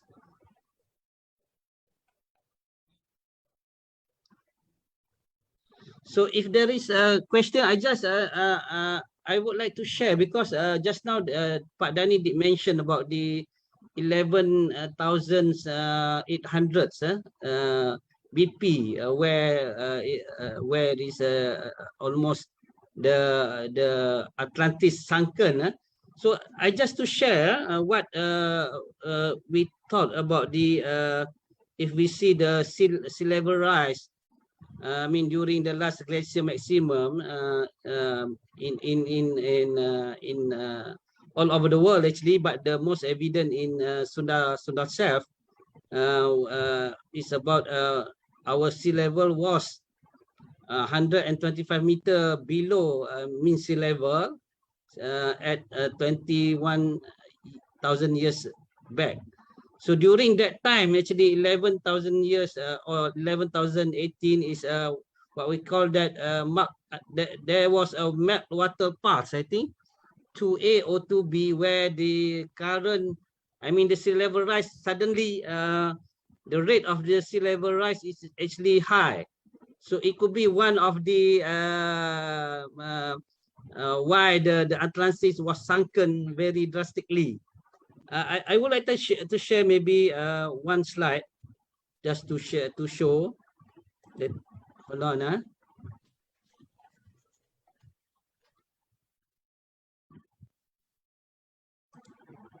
Okay, now I will share my screen.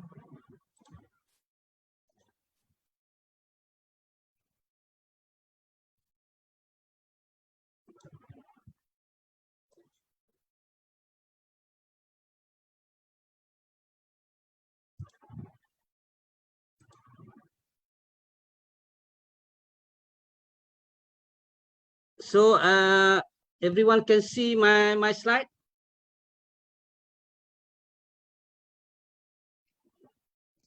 Yes, everyone can see. Okay. Yes. So this is the sea level curve from the middle Pleistocene to middle Pleistocene here to Holocene. So we can see that okay, this is the sea level curve, and this is the what we call that the humans, from the Homo sapiens to the middle Paleolithic to upper Paleolithic. So just now Pak Dhani did mention about the 11,800 years. So somewhere here, actually, this is a boundary between the Holocene and the Pleistocene. And also, if you can note that during this is the last glacier maximum. I did mention about 21,000 years ago. So this is what I say just now is a meltwater pulse 2A or 2B, where the sea level was suddenly increased from minus 125 meter here until somewhere here 11,000 years. So okay, so this is the interesting slide also. So the first one, the upper shows the interglacial cycle over the 405,000 years back. Lebih kurang 450,000 tahun. You can see that this is the last glacier maximum. Actually, before that, sea level was low also, somewhere here. And also around here, and here, and here. There is a lot of the cycle and sea level rise and down. So this is the climate cycle temperature trending, and you can see the correlation between the sea level and the human or the what we call the tamadun ataupun peradaban dunia from the Egypt to until modern. So this is something to be what I try to correlate between the perubahan paras laut and the tamadun ataupun peradaban. So maybe itu sedikit lah my sharing. Try to correlate with what the Pak Dhani mentioned just now about the Atlantis. So okay, maybe last burning question before I wrap up. Dr. Sojak, you still maybe you want to ask something? Yeah, can you copy me okay? Can you hear me okay? This is Frank Joseph Hoff. Okay, Frank, thank you, Frank. Please, Frank. Yes, I can hear you, Frank. Okay, just to let everybody know who I am. Hello, Danny, very much to join in on the conversation. To let you know, I'm Frank Joseph Hoff. I'm president of Atlantis Publications. I'm the former understudy for Professor Mauricio Nunes dos Santos on Atlantis, the Lost Continent Finally Found, that we introduced into Indonesia about, well, getting close to a decade ago in both English and Bahasa Indonesia. I do have a question. By the way, I made a correction to what I wrote there earlier. It wasn't Colonel James Woodward that wrote The Lost Continent of Mu, but actually it's Colonel James Churchward. He's the one that wrote the Lost Continent of Mu, which mentions about me being in the central Pacific area of what is now the Pacific Ocean, which is totally incorrect, as I'm sure Danny would agree with me. I do have a question for Danny. On the lost city of Atlantis, the capital city of Atlantis, how far do you think it's below the sea, the Java Sea right now? And I agree with you, it's most likely in that area, because that's what I figured out. It was in approximately that area too. I was just wondering if you did any excavations or any sub-bottom profiling or side scan sonaring, or what you've done to look into that particular position for the lost capital city of Atlantis. Okay, I mentioned before, Frank, that the depth of the sea is about 55 meters at the deepest, and the shallowest at the top of the reef is about 10 meters. Yeah. Okay, so about 10 meters. The 10 meters was what exactly? Pardon me? Okay, what did you say that 10 meters was? 10, is it 10 kilometers, or what? How far down is it? 10 meters? 10 meters is the highest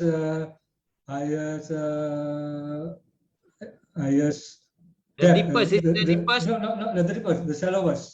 The shallowest. The deepest is 55. Yeah, the deepest is 55 about. Okay. Have you tried to, has there been any excavation of that area to try to see underneath the seafloor with a deep sub-bottom profiler, or any type of side scan sonar to, or any type of other underwater excavation of the area? No, not yet, of course, yeah. Because the only thing we have done is only the bathymetric mapping. Yeah.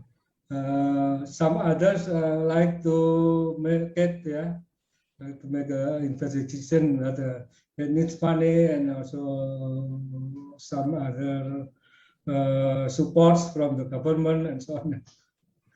It is good if any other institutions can make an investigation there. So a lot of bureaucracy to get through the paperwork and the permits and everything else to get it done. Yeah, actually not if done properly.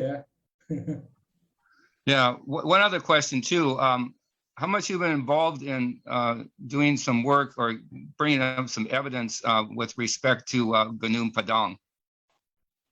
Gunung Padang ya. I'm not the team of Gunung Padang ya, but I have a close relationship with them yeah, and have their papers and so on. I also inform about it. Yeah. So Gunung Padang is just one difference for me. Yeah. And the time from the dating is almost coincide with the time period of the Atlantis. Well, I've got to say, Danny, I'm glad that you and other people are actually calling this Atlantis and not trying to hide it, okay, as so many have done, because so many people get so scared to mention the word Atlantis, which, by the way, is encoded in 3 different languages. It's actually in the language of the Atlanteans. Professor Santos found that out was Dravida, is Dravidian, and that's the language they actually spoke, similar to Tamil or Tamil, or you can say it about 4 or 5 different ways, but that's the language they actually spoke, and the language of that they spoke is encoded in that word Atlantis, and what it means is it means that it's located on the opposite side of the world, antipodal, the opposite side of the world from the, let's say, Europe, in the sunken marshland, which is basically Southeast Asia, Atlantis, Indonesia. And that's where that word is encoded in 3 different languages, in ancient Greek and in Sanskrit and in the language of Dravida. So I don't know if you're aware of that, but that's where he knows was not at the Pillars of Hercules between Gibraltar or something like that. It's not in that area. So it's definitely on the opposite side of the world, which is Atlantis, Indonesia. Danny. Yes. Thank you, Frank, for the comments. Yeah. Allah, can just add a bit on what please.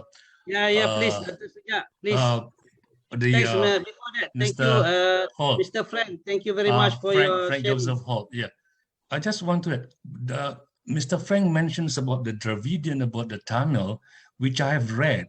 In fact, there's the Tamil, the Dravidian, this also expand the civilization right to Southeast Asia, and their languages among the first people in Australia, the Aborigines, the manner of the speaking, the languages is quite similar to Tamil. I'm not sure. It's yet to be researched and further look into this. It's quite a good connections to be established. We'll be able to do a lot more research on this. Well, a couple of different things. Just that. Professor, thanks, yeah, he spoke 14 languages, by the way. Professor Ricios dos Santos spoke 14 languages. One of those languages he ended up decoding was Dravida, which is Proto-Dravida, which is the language of the Atlanteans. So he was able to start to piece together, like the puzzle that Danny was showing you, all those different pieces that got scattered all around the world. Yeah, it wasn't just a 1,000-piece puzzle; it was like a 1 billion-piece puzzle. You know, it was like, or a 2 billion-piece puzzle. And so we have one of our associates. Actually, his name is Raj, and he lives in Singapore, and he speaks Tamil. But it can be Tamil, it could be Tamil, it could be Tamil, and Tamil. It's 4 different ways you can say it. But the language is Dravidian. And we also have a gentleman, I've got a contact here at the University of Washington, which did a TED presentation on the I'm trying to think of the right one, the ancient, is a, I'm trying to think of the right word here for it. It's it's a language that they found over in, I think near Pakistan. I'm trying to think of the right words for it. And he was trying to decode that and figure out what language it was. And we believe it is Dravida, which is the Dravidian language. And so Professor Santos was a linguist, and he was in contact with linguists all over the world, including ones in Russia. And he was able to determine and that the language they actually spoke was Dravida. And the word you were asking about rice before, rice. Rice in Dravida is called Arici, A-R-I-C-I. And also the word for cereal is Sirici, S-I-R-I-C-I. And also you mentioned Mu before. Mu is a Dravida, and it means motherland or Lemuria Atlantis, motherland. That's where it comes from. And so it's the lost continent of Mu or the motherland. And that's Dravida is where it comes from. And so it's a very ancient language, and that's what they spoke. It was a language they actually spoke throughout all of Southeast Asia at the time, going back 11,600 plus years and further back, 20,000, 30,000, 40,000. By the way, you asked another question too to Dhani, and we had checked back a while back on that, and that's about rice, how long ago rice was known about or invented. And we traced it back to something like at least 25,000 years for the rice. And that's out of Indonesia, because it's known as the field of reeds. And so that's where the rice came from. So this is where it all originates from, without a doubt, in Southeast Asia and Indonesia being the main part. Oh, the Indus Valley script. Yeah, listen. Really interesting, Mr. Fang. Your sharing really interesting. Yeah. By the way, that decoding is the Indus Valley script, and Professor Stansels is working on doing that. And one of the TED Talks by a professor of computer sciences at the University of Washington, he was wondering what language that really was. You ever check a TED Talk? By Rajesh Rao, R-A-O, R-A-J-E-S-H. Rao. You can just look up his TED Talk video and trying to decode that language. One of these days, I'm going to go down and see him over the University of Washington, which is my alma mater. And I have two documents that Professor Stansels is working on the decoding of the Indus Valley script. And we believe that's Dravida. Plus, also I have words in Dravida, which he also decoded too. It's all there. So we can actually piece together the rest of this as well. Thank you very much, Mr. Frank. So, and any further comment from? Sorry, Tuan Lai, just get me excited. You know why? And it will lead me to what Tuan Naj said regarding Mu. Mu, and then there's what Frank say about motherland. So when you look at our language, Bahasa Melayu or Indonesian, we have this concept of Ibu Negeri, mother. Okay. Motherland, so the word concept of mother, Ibu, is very central in the linguistic mind frame of the Nusantara people. Yeah, here's something else too. The word Java, which we call here in English in the Western world, Java, J-A-V-A, Java coffee, Java island, Java. Okay. Yeah, it's called, you call it Jawa. By the way, my wife is Indonesian. I married an Indonesian woman. Her name is Evie. And Jawa is the language you speak, Jawa, okay, and the island. But actually that name in Dravida is spelled J-A-V-A in Dravida, but it's pronounced Jawa, just like you do. But that's a Dravidian name, is Jawa. That's what it originates from. Just like, some of these other words out there too, that we know about. But there's a lot to learn. I'm hoping what we can do is have a conference in Indonesia with Dhani. And that's the idea, Mr. Kang. Actually, it's a good idea to have a conference on the Sundaland, actually. Yeah, we're revamping our website. We're reconstructing our website now at land.org. It'll be ready in a few weeks. We're going to have it translated into 110 languages. 110. Great, Frank. Great. Actually, really great, your efforts. So it'll be in the Sunda language, Bahasa Sunda, Bahasa Malaysia, our Malay, also in Bahasa Indonesia. It'll also be in about 6 different languages out of India, and it'll even be in Swahili, okay, in Africa. So we want to get the word out worldwide, because Dhani may know as well as I do on this. This is not just about Atlantis. This is about humanity, about where we all came from. And so I'm glad that, I hate to see people hide behind the word Atlantis and not bring it out.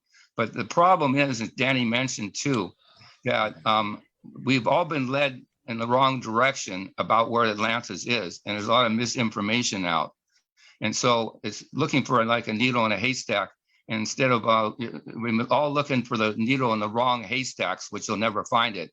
But finally, between myself, Professor Sansels, Dhani, and others, we're going to actually start looking in the right haystack and get down to that and bring out the evidence. You know, a little bit of time. And I think Gunung Padang is some of the evidence. I think the capital city is another evidence. And I also have my associate Bob may have actual, and we'll have to check on this, actual weapons, actual metal weapons that we're going to see about getting analyzed and see if that relates back to Atlantis. If we can date them back to, you know, something like 11,000 plus, you know, years old. So we're checking on that. Nothing definitive yet, but I know people want the hard scientific and real evidence, and we're going to bring that out a little bit by little bit. But we need to have a physical conference when we get done with all this COVID-19 situation going on. Yes, yes, really. I support. I mean, very, great idea, and we should make this. I mean, physically, because as mentioned by Mr. Frank, if we can meet physically, it's more. I mean, more. We can discuss. We can talk to each other actually. Well, so I'm willing to come over. So it's just a matter of time.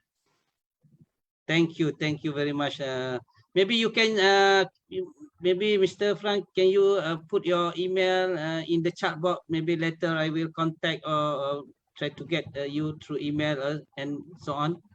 Yeah, and our website will be up in a few weeks, or just fine tuning it. We're gonna run. It's gonna be the better than it's ever have been in the past. Let's put it that way.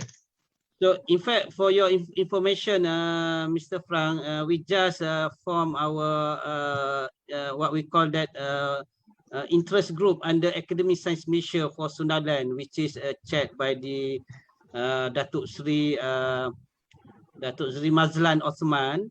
So it's good to have contact with you, because now I mean, in Malaysia also there are many people interested on the Sundaland. Since now I am a chairman of the Quarternary and Marine Geology and the Geological Society of Malaysia, we will have the monthly webinar like this for every month to talk about the Sundaland. So maybe next few months, maybe I will invite, I mean, your Mr. Prang or your colleague to share on the Sundaland soon. Well, so I think. Sorry, can I give your number, Frank, to Abdullah? Yeah, I just wrote my email down just now, so he has that email. And so, you know, if you want to give me my WhatsApp ID or number, yeah, you can do that to WhatsApp. Yeah, can I give it? Can I give it? Can I give the number? Yeah, the WhatsApp number, phone number. Yes. Yeah, that's okay, Dhani. No problem. Okay, I will thank you. Thank you, Mr. Frank. Thank you. Okay. So later, Pak Dhani will share his Mr. Frank number with me. Okay, I think if there is any question or comment, I would like to wrap up today's webinar. So maybe last, I offer if anybody or siapa-siapa yang ada any question or comment, please. Last thing I was gonna say is that I've been laying low for the last few years, and I'm gonna re-engage into this whole Atlantis project, and I'm gonna have the means financially and everything to start to really put this on. So hopefully we can have conferences here in America as well as in Indonesia and other parts of the world. So we're not gonna just maybe stop there at Indonesia or Malaysia or someplace, but let's do this more on a worldwide basis, because that's what we really need. Is we need peace in the world, and hopefully this can bring more world peace throughout the nation, because as I mentioned, Atlantis is really about humanity and who we are and what we're all about and where we came from. Yeah, thank you very much for your efforts, Mr. Frank. I will support if you need me. I mean, help from our society in Malaysia. Actually, for your info, I also interested on the because I did my research in the Selat Melaka, Straits of Malacca, on the sea level change for the last glacier maximum. So it's interesting finding if we try to correlate with the sea level and the what we call the tamadun or the peradaban human involvement in the world. So okay, I think with that I would like to thanks again to Pak Dhani, especially our guest speaker today. Thank you very much for your sharing, for your very, very interesting info. And on behalf of the Geological Society of Malaysia, thanks again to Pak Dhani, and we hope that we can share with you with another occasions. And before that, I would like also thanks to everyone who joined us with webinar today with the Zoom or the FB Live through Geological Society of Malaysia. And thanks again also to Miss Azianti, our chair of the promoter or promotion working group under GSM, for help especially untuk kita war-warkan kita punya webinar. And with that, I would like to thanks everyone and hope to see you again next month. And next month, I hope we will invite Dr. Mazlan Madun, one of our prominent geologists in Malaysia, to share on the tectonic of the Sundaland. This is one of the interesting topic also. I hope that everyone can join us next month. I will send the flyers soon. And with that, thank you very much everyone. And then before I sudahi dengan Assalamualaikum warahmatullahi wabarakatuh dan a very good afternoon. So before that, boleh semua kita join photo session, please. Photo session before we semua pohon buka kamera. So please, okay. So Rustia boleh ni ambil gambar Boleh. Alright, boleh buka kamera. Turn on your camera. Mr. Frank, can you switch on your video? See, is that working now?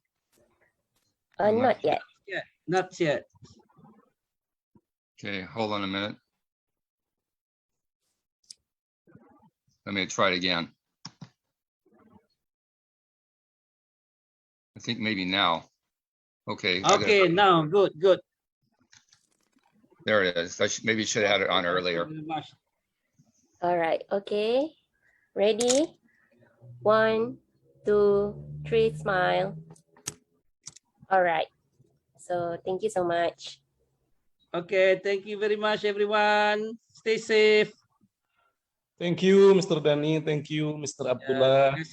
Jumpa lagi. Thank you, Mr. Dhani. Thank you. Terima kasih sahabat daripada Indonesia, ramai yang join kawan dari apa ni, our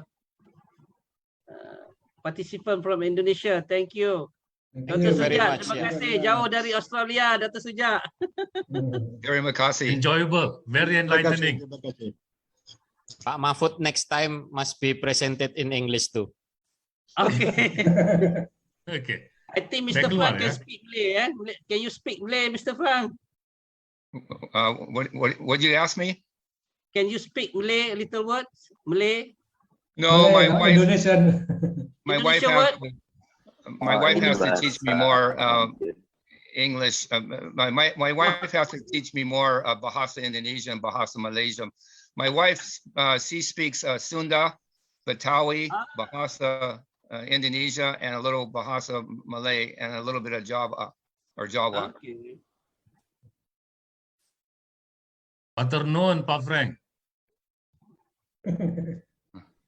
Terima kasih Pak Adia from Indonesia also. Pak Harry, Pak Gus. Terima kasih. Yeah, thank you. Betul semuanya. I know Salamat Datang. Oh, terima kasih. Yeah. Terima kasih. Selamat datang.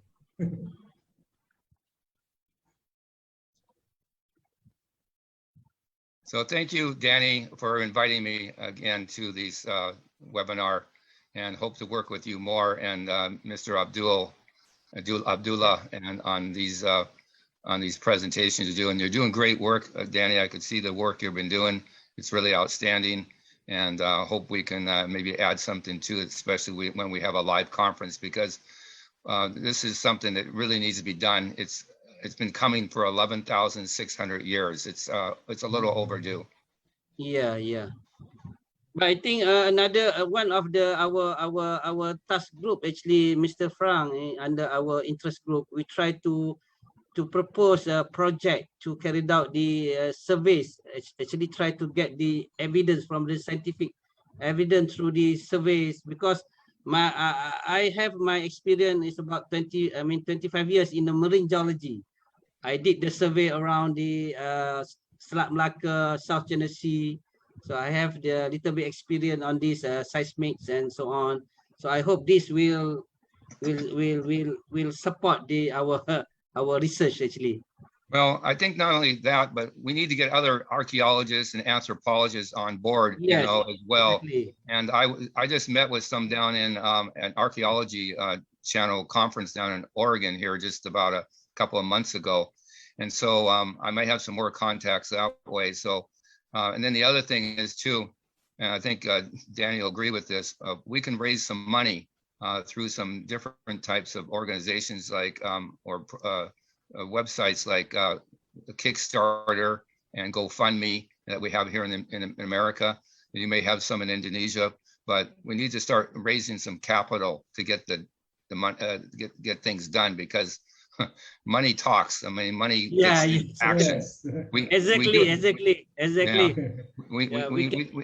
We got a lot of data there. When we get a lot more data, I'm sure, as Danny agrees, and as his research goes on and ours, but we got to get actual action. And I think one of them is actually doing excavation into Gunung Padang, and also doing the excavation into the capital city of Atlantis and other areas.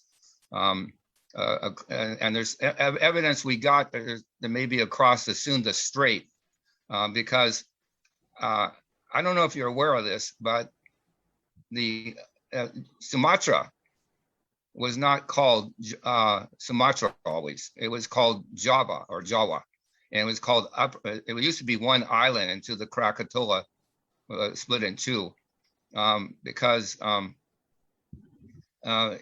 it was Upper Java or Java and Lower Java, but it used to be just Java. But the word Krakatoa, which is Krakatau, you call it Krakatoa, Krakatau. There's also Krakaka and Krakata, depending whether you're speaking in Sanskrit or Dravida. But it means to saw in half. It means to saw the island of Java or Java in half. And that's what the name actually means. It's a Dravida, Dravidian based name is what it is. And there's a lot to be explored in the Sunda, the Strait of Sunda, or Sunda Salat, okay? Salat Sunda. Yeah, Salat Sunda, and so because that's where the Krakatoa volcano went off, which caused a lot of the problems and the demise of Atlantis. And I'm sure Danny will agree with this, Danny.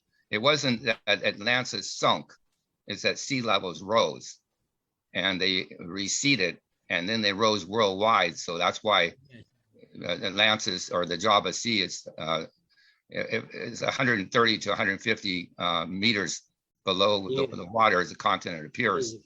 But it's a harbor wave, is a tsunami.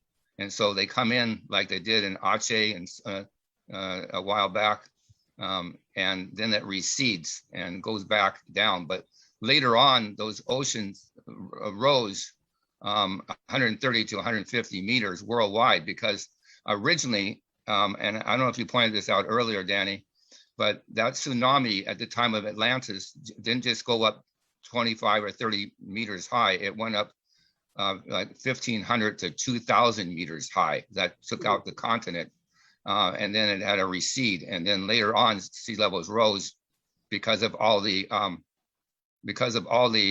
ice melting off the glaciers.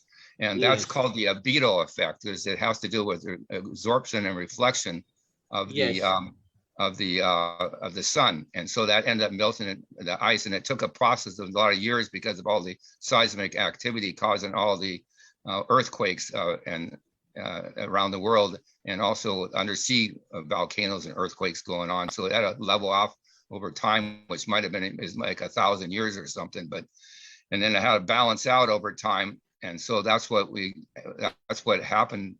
That's where we are at today with the area of Atlantis, Indonesia, or surrounding area of Southeast Asia, and where we just see the vestiges, the tip tops of Atlantis, the mountains, the islands, the 17,500 plus islands, are just remnants of the lost continent of Atlantis.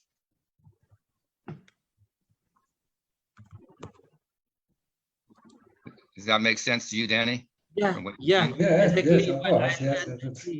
It makes sense. In fact, it's quite with what the scientists found.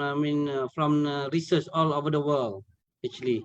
Yeah, you know what? One of the most amazing things I can tell you, you won't believe this one, and maybe you track this down too, Danny. It's mentioned in our book, Atlantis, Lost Continent Finally Found. Mm-hmm. But what you have right now, the latitude, going through the south part of Sumatra at 0 degrees latitude. That's the equator, What you don't have today is you don't have the meridian or the longitude going through Atlantis, Indonesia, Sumatra, Yeah. But it goes through over in England, but not in London, but in what we call Greenwich, England. That's where we get Greenwich Mean Time, or Universal Coordinated Time, as an observatory. And it's probably about 15 kilometers or so east of London. But what's interesting is that then used to be the time coordinate, or the meridian, the longitude, because before that it was in France, and before that it was in the Canary Islands, and before that it was someplace else, and originally it was in Atlantis. So at the time you actually had you had 0 degrees latitude and 0 degrees longitude.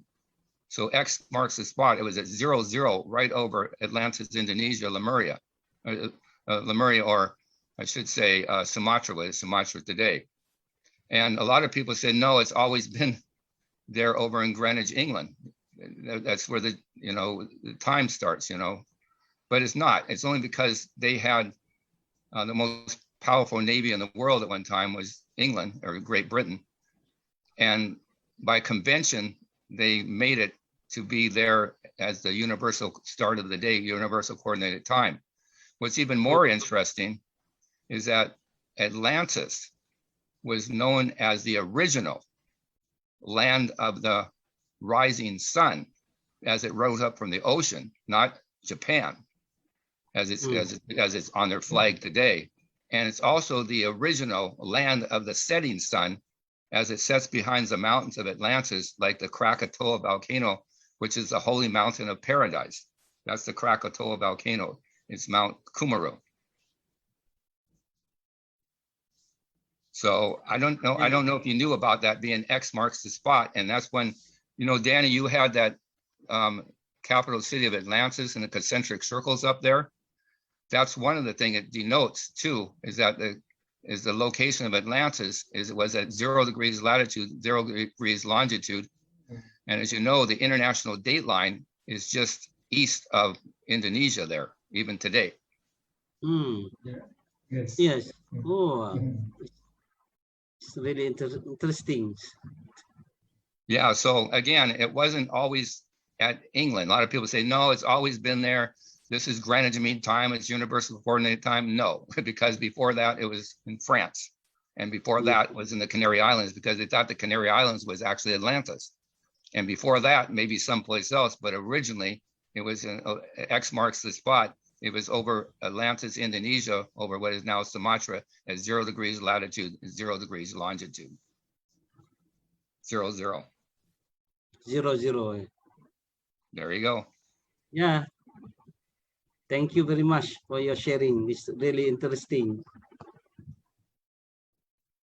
So, okay, I hope that we will meet in the occasion, and I hope that it will be, as mentioned by Frank, if we can have our Sundaland conference in, I mean, maybe next year or next 2 years in physically, yeah. So we meet physically is good to meet other people all over the world who interest on this Sundaland actually.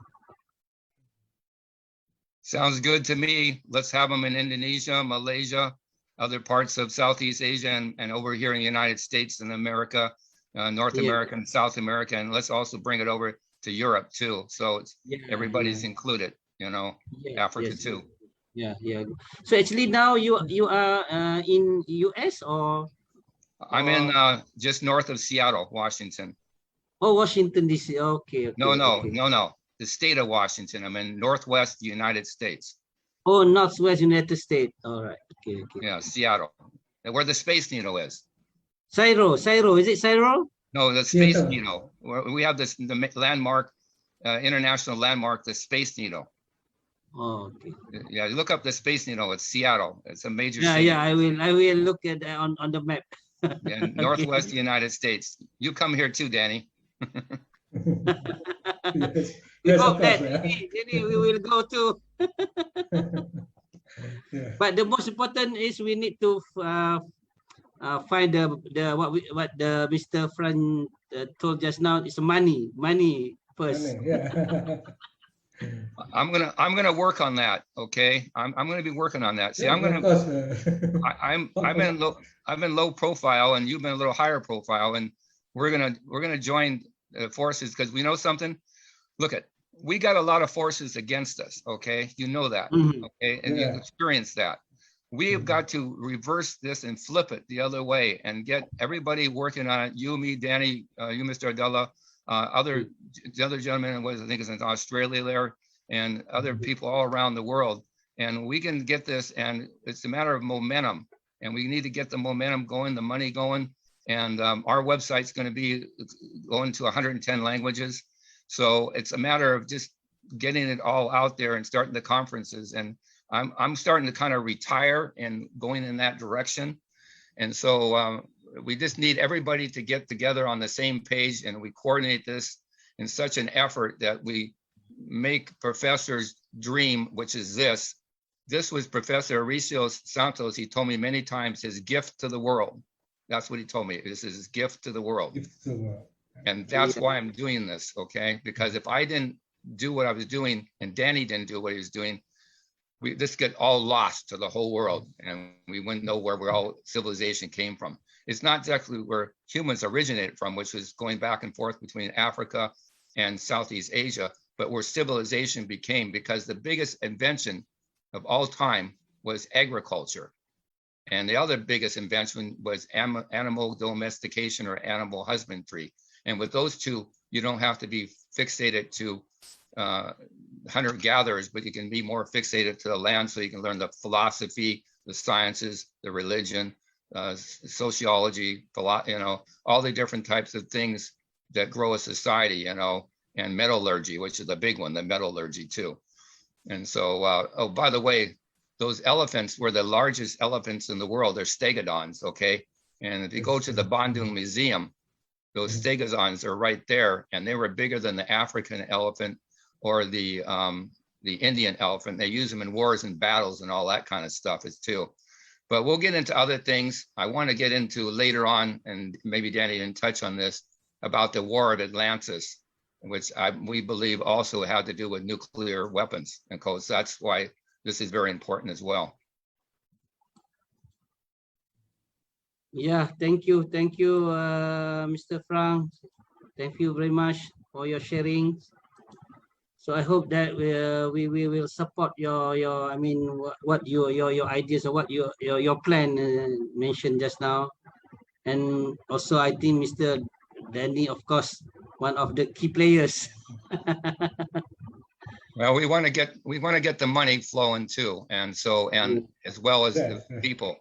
You know, we get more scientists on board, we get more engineers on board like Dhani, and get more archaeologists and anthropologists and people in computer sciences and all these kind of things and backgrounds and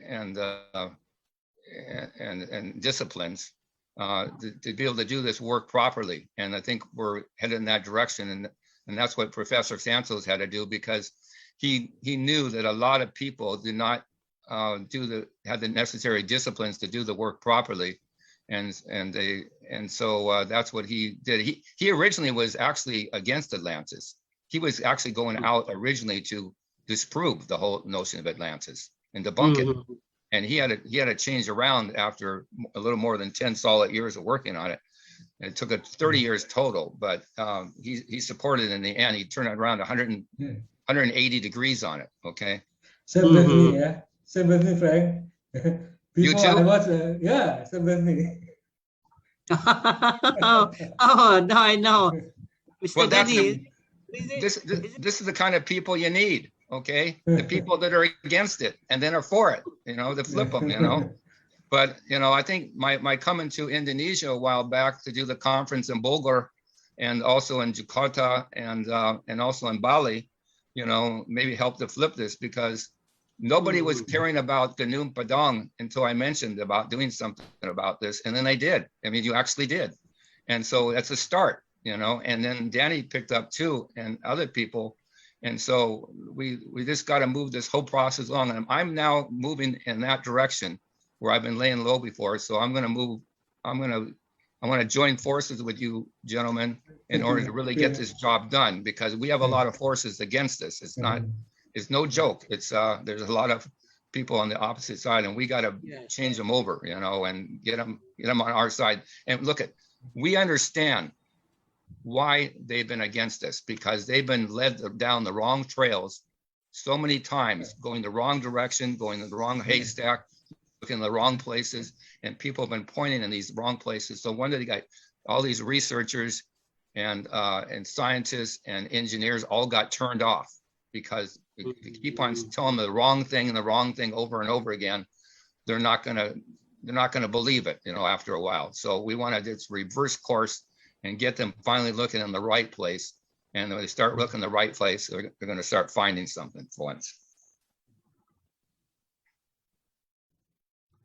Okay, very good and fruitful discussions after our webinar. We hope that it's become what Mr. Frank told just now. So I think with that, I hope, or if anyone to share, please, before I end of this discussion session. Actually, if anybody want to speak, please to share the ideas, please. Mahfud, want to share something? Again? No, thank you very much. Amazing discussion, and good luck and God bless always. Thank you. Thank you, Muhammad. Actually, where are you from, Muhammad? I am from Indonesia. Okay. Nusantara. Thank you. From Sumatra? From Central Java. Okay, thank you very much for joining us. Okay. Thank you very much. Good luck. Okay, thanks. So, Sophie, any words from you, Sophie, our young generation, please, Sophie. Sophie, actually, my secretary of the working group for the Quarternary and Marine Geology. Okay, thank you, Please. Thank you, Pak Lah, Pak Dhani, Mr. Frank Joseph, Mr. Mahfud, and all the participants for today. It was a very interesting topics for me. Since my young age, I always look at the movies like Indiana Jones and so on, looking at documentaries focusing on Egypt and so on. So this is something that is close to us, which is in Sumatra, close to Malaysia, our Sundaland itself. So I believe this should be something that we put more focus on, to know, or to say, how to say, to come up with more details, more new fact about our Sundaland. So the whole world will know about our Sundaland. Thank you, Mr. Sophie. So okay, with that, I think I should end our session because today is the Friday for us to go to for Friday prayers. So thank you again, Pak Dhani, Mr. Frank, Muhammad, Cik Sophie, and others for joining us for discussion. And I think it's a fruitful discussion, and I hope to keep in touch with Pak Dhani and also Frank with with a few agenda mentioned just now, especially on the international conference and raising money and so on. Thanks again. Okay, Assalamualaikum warahmatullahi wabarakatuh. A very good afternoon, everyone. Waalaikumsalam warahmatullahi wabarakatuh. Amazing. Good luck and God